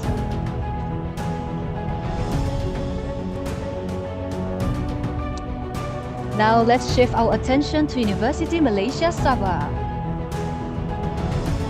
We will begin with the Bronze Award. The Bronze Award goes to Elisharon Mausio with the research title Proximate Composition, Phytochemical Content and Antioxidant Activity of the Pulp and Pericarp of Takop Akop Fruit. It is under the supervision of Technologies, Dr. Muhammad Nazri Abdul Rahman. Congratulations. And for the Silver Award, the winner goes to Chong Tzu Yang with the research title Development of Instant Vegetable Cereal Using Drum Dryer Technique. It is under the supervision of Dr. Ahmad Hazim Abdul Aziz. Now for the Gold Award, the winner goes to Prisma Nelda Daniel Ambuor under the research with the research title Utilizing Bambangan Fruit for Probiotic Yogurt, Fortification Advancing Food Security through Nutritional Enhancement. It is under the supervision of Dr. Norliza Jul Muhammad. A huge congratulations to all UMS winners. And finally, let's give it up to University Technology Mara.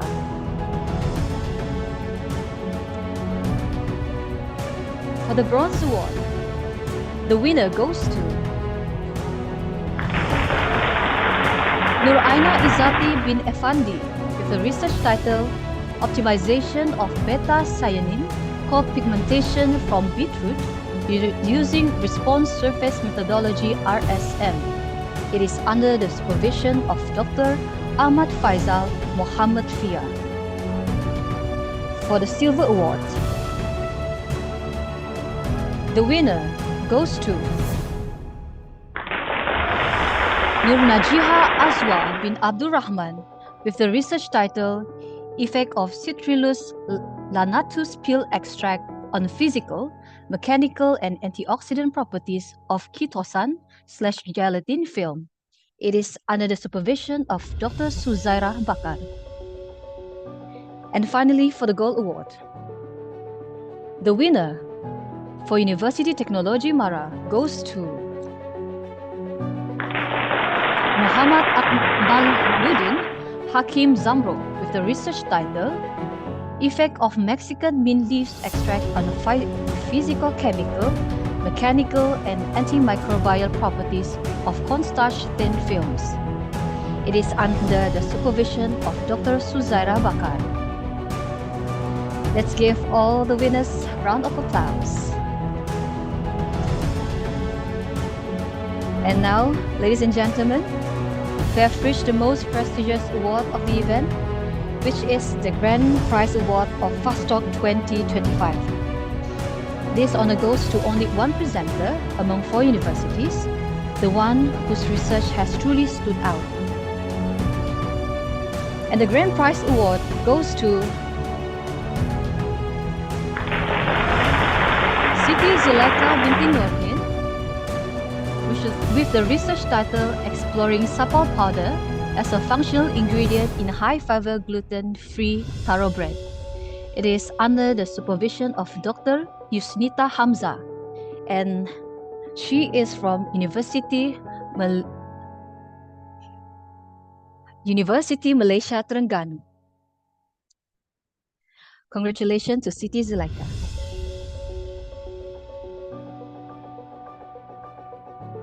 So this is all the awards. Once again, let's give a round of applause to all our award recipients and participants. Your dedication, patience, and innovation have truly made FOSTUC 2025 an inspiring event. Once again, congratulations.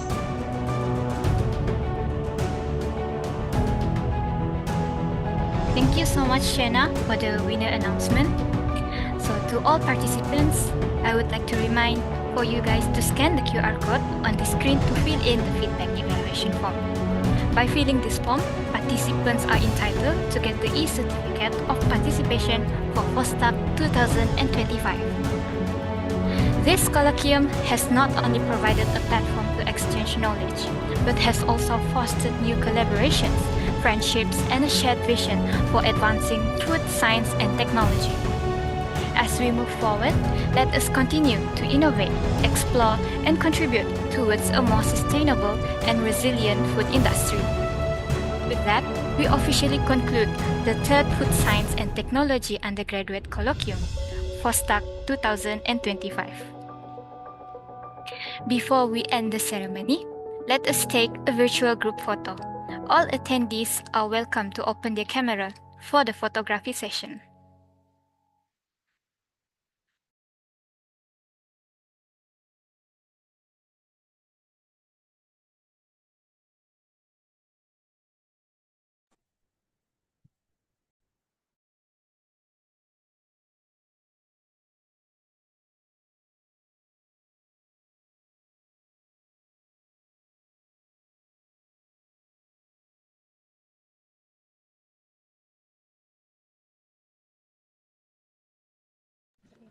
All right. So this the picture will be taken by Urusetia from UPM.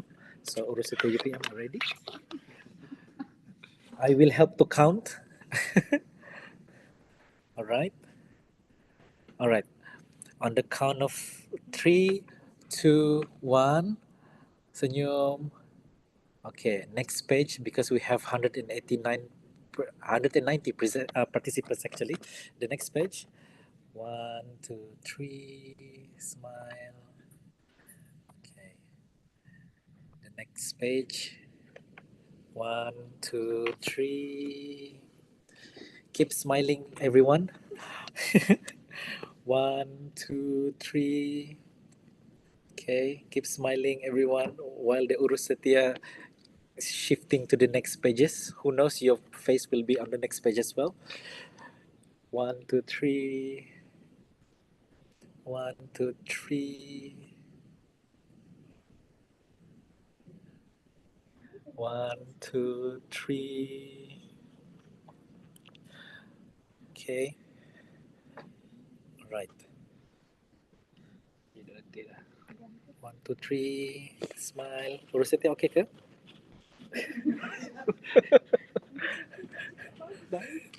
Betul dah ambil. Dah ambil. Dah tak ambil baca. 1, 2, 3.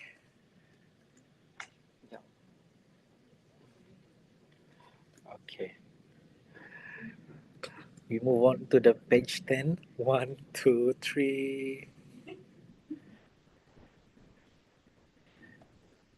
Alright. We move on to the page 11. 1, 2, 3. Keep Okay, smiling. it's done. Okay, done. Okay. Alright. It's done.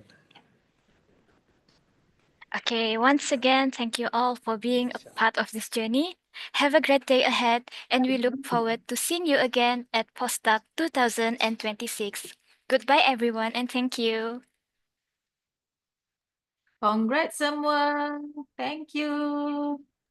Congratulations, everyone. Thank you.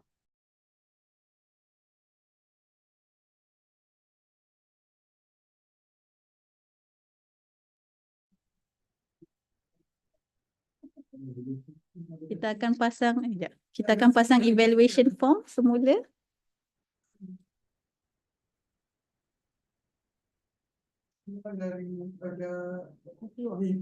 Tak apa, tak apa.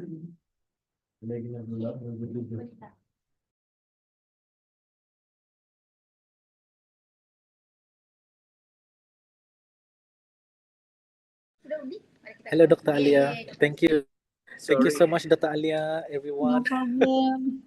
I am Nanti so sorry di pihak UMS. Kami ada yang tersalah nama supervisor tadi. Nanti kami akan betulkan di poster.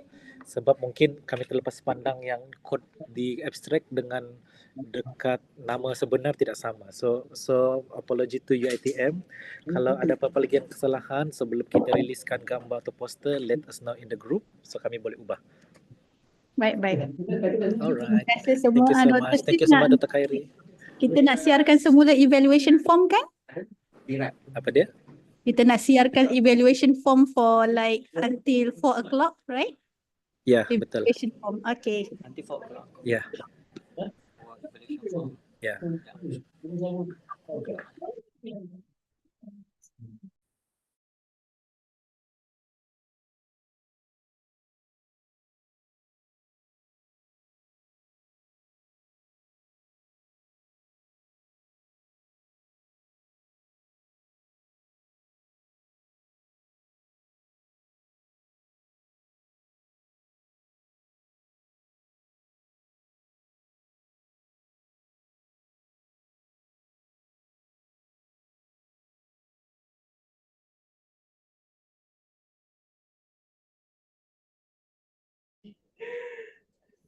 Okey, tahniah Dr. Sil, tahniah UMS, tahniah UPM. Thank you. Tahniah UiTM. Terima kasih semua. InsyaAllah depan kita berurusan lagi. Okey? Jadi sebarang permasalahan yang berlaku tu kami minta maaf kalau ada masalah. Dan ini semua asam garam lah. Biasa kita seronok menyelesaikan masalah yang ada ni. Terima kasih semua. Terima kasih Dr. Rashida. Alright, to remaining participants yang ada di dalam sini can still scan the feedback form, fill in the feedback form, then the sigil will be auto generated to be given to you. So we will open the QR code until 4 o'clock. So please take the time to do so. Alright.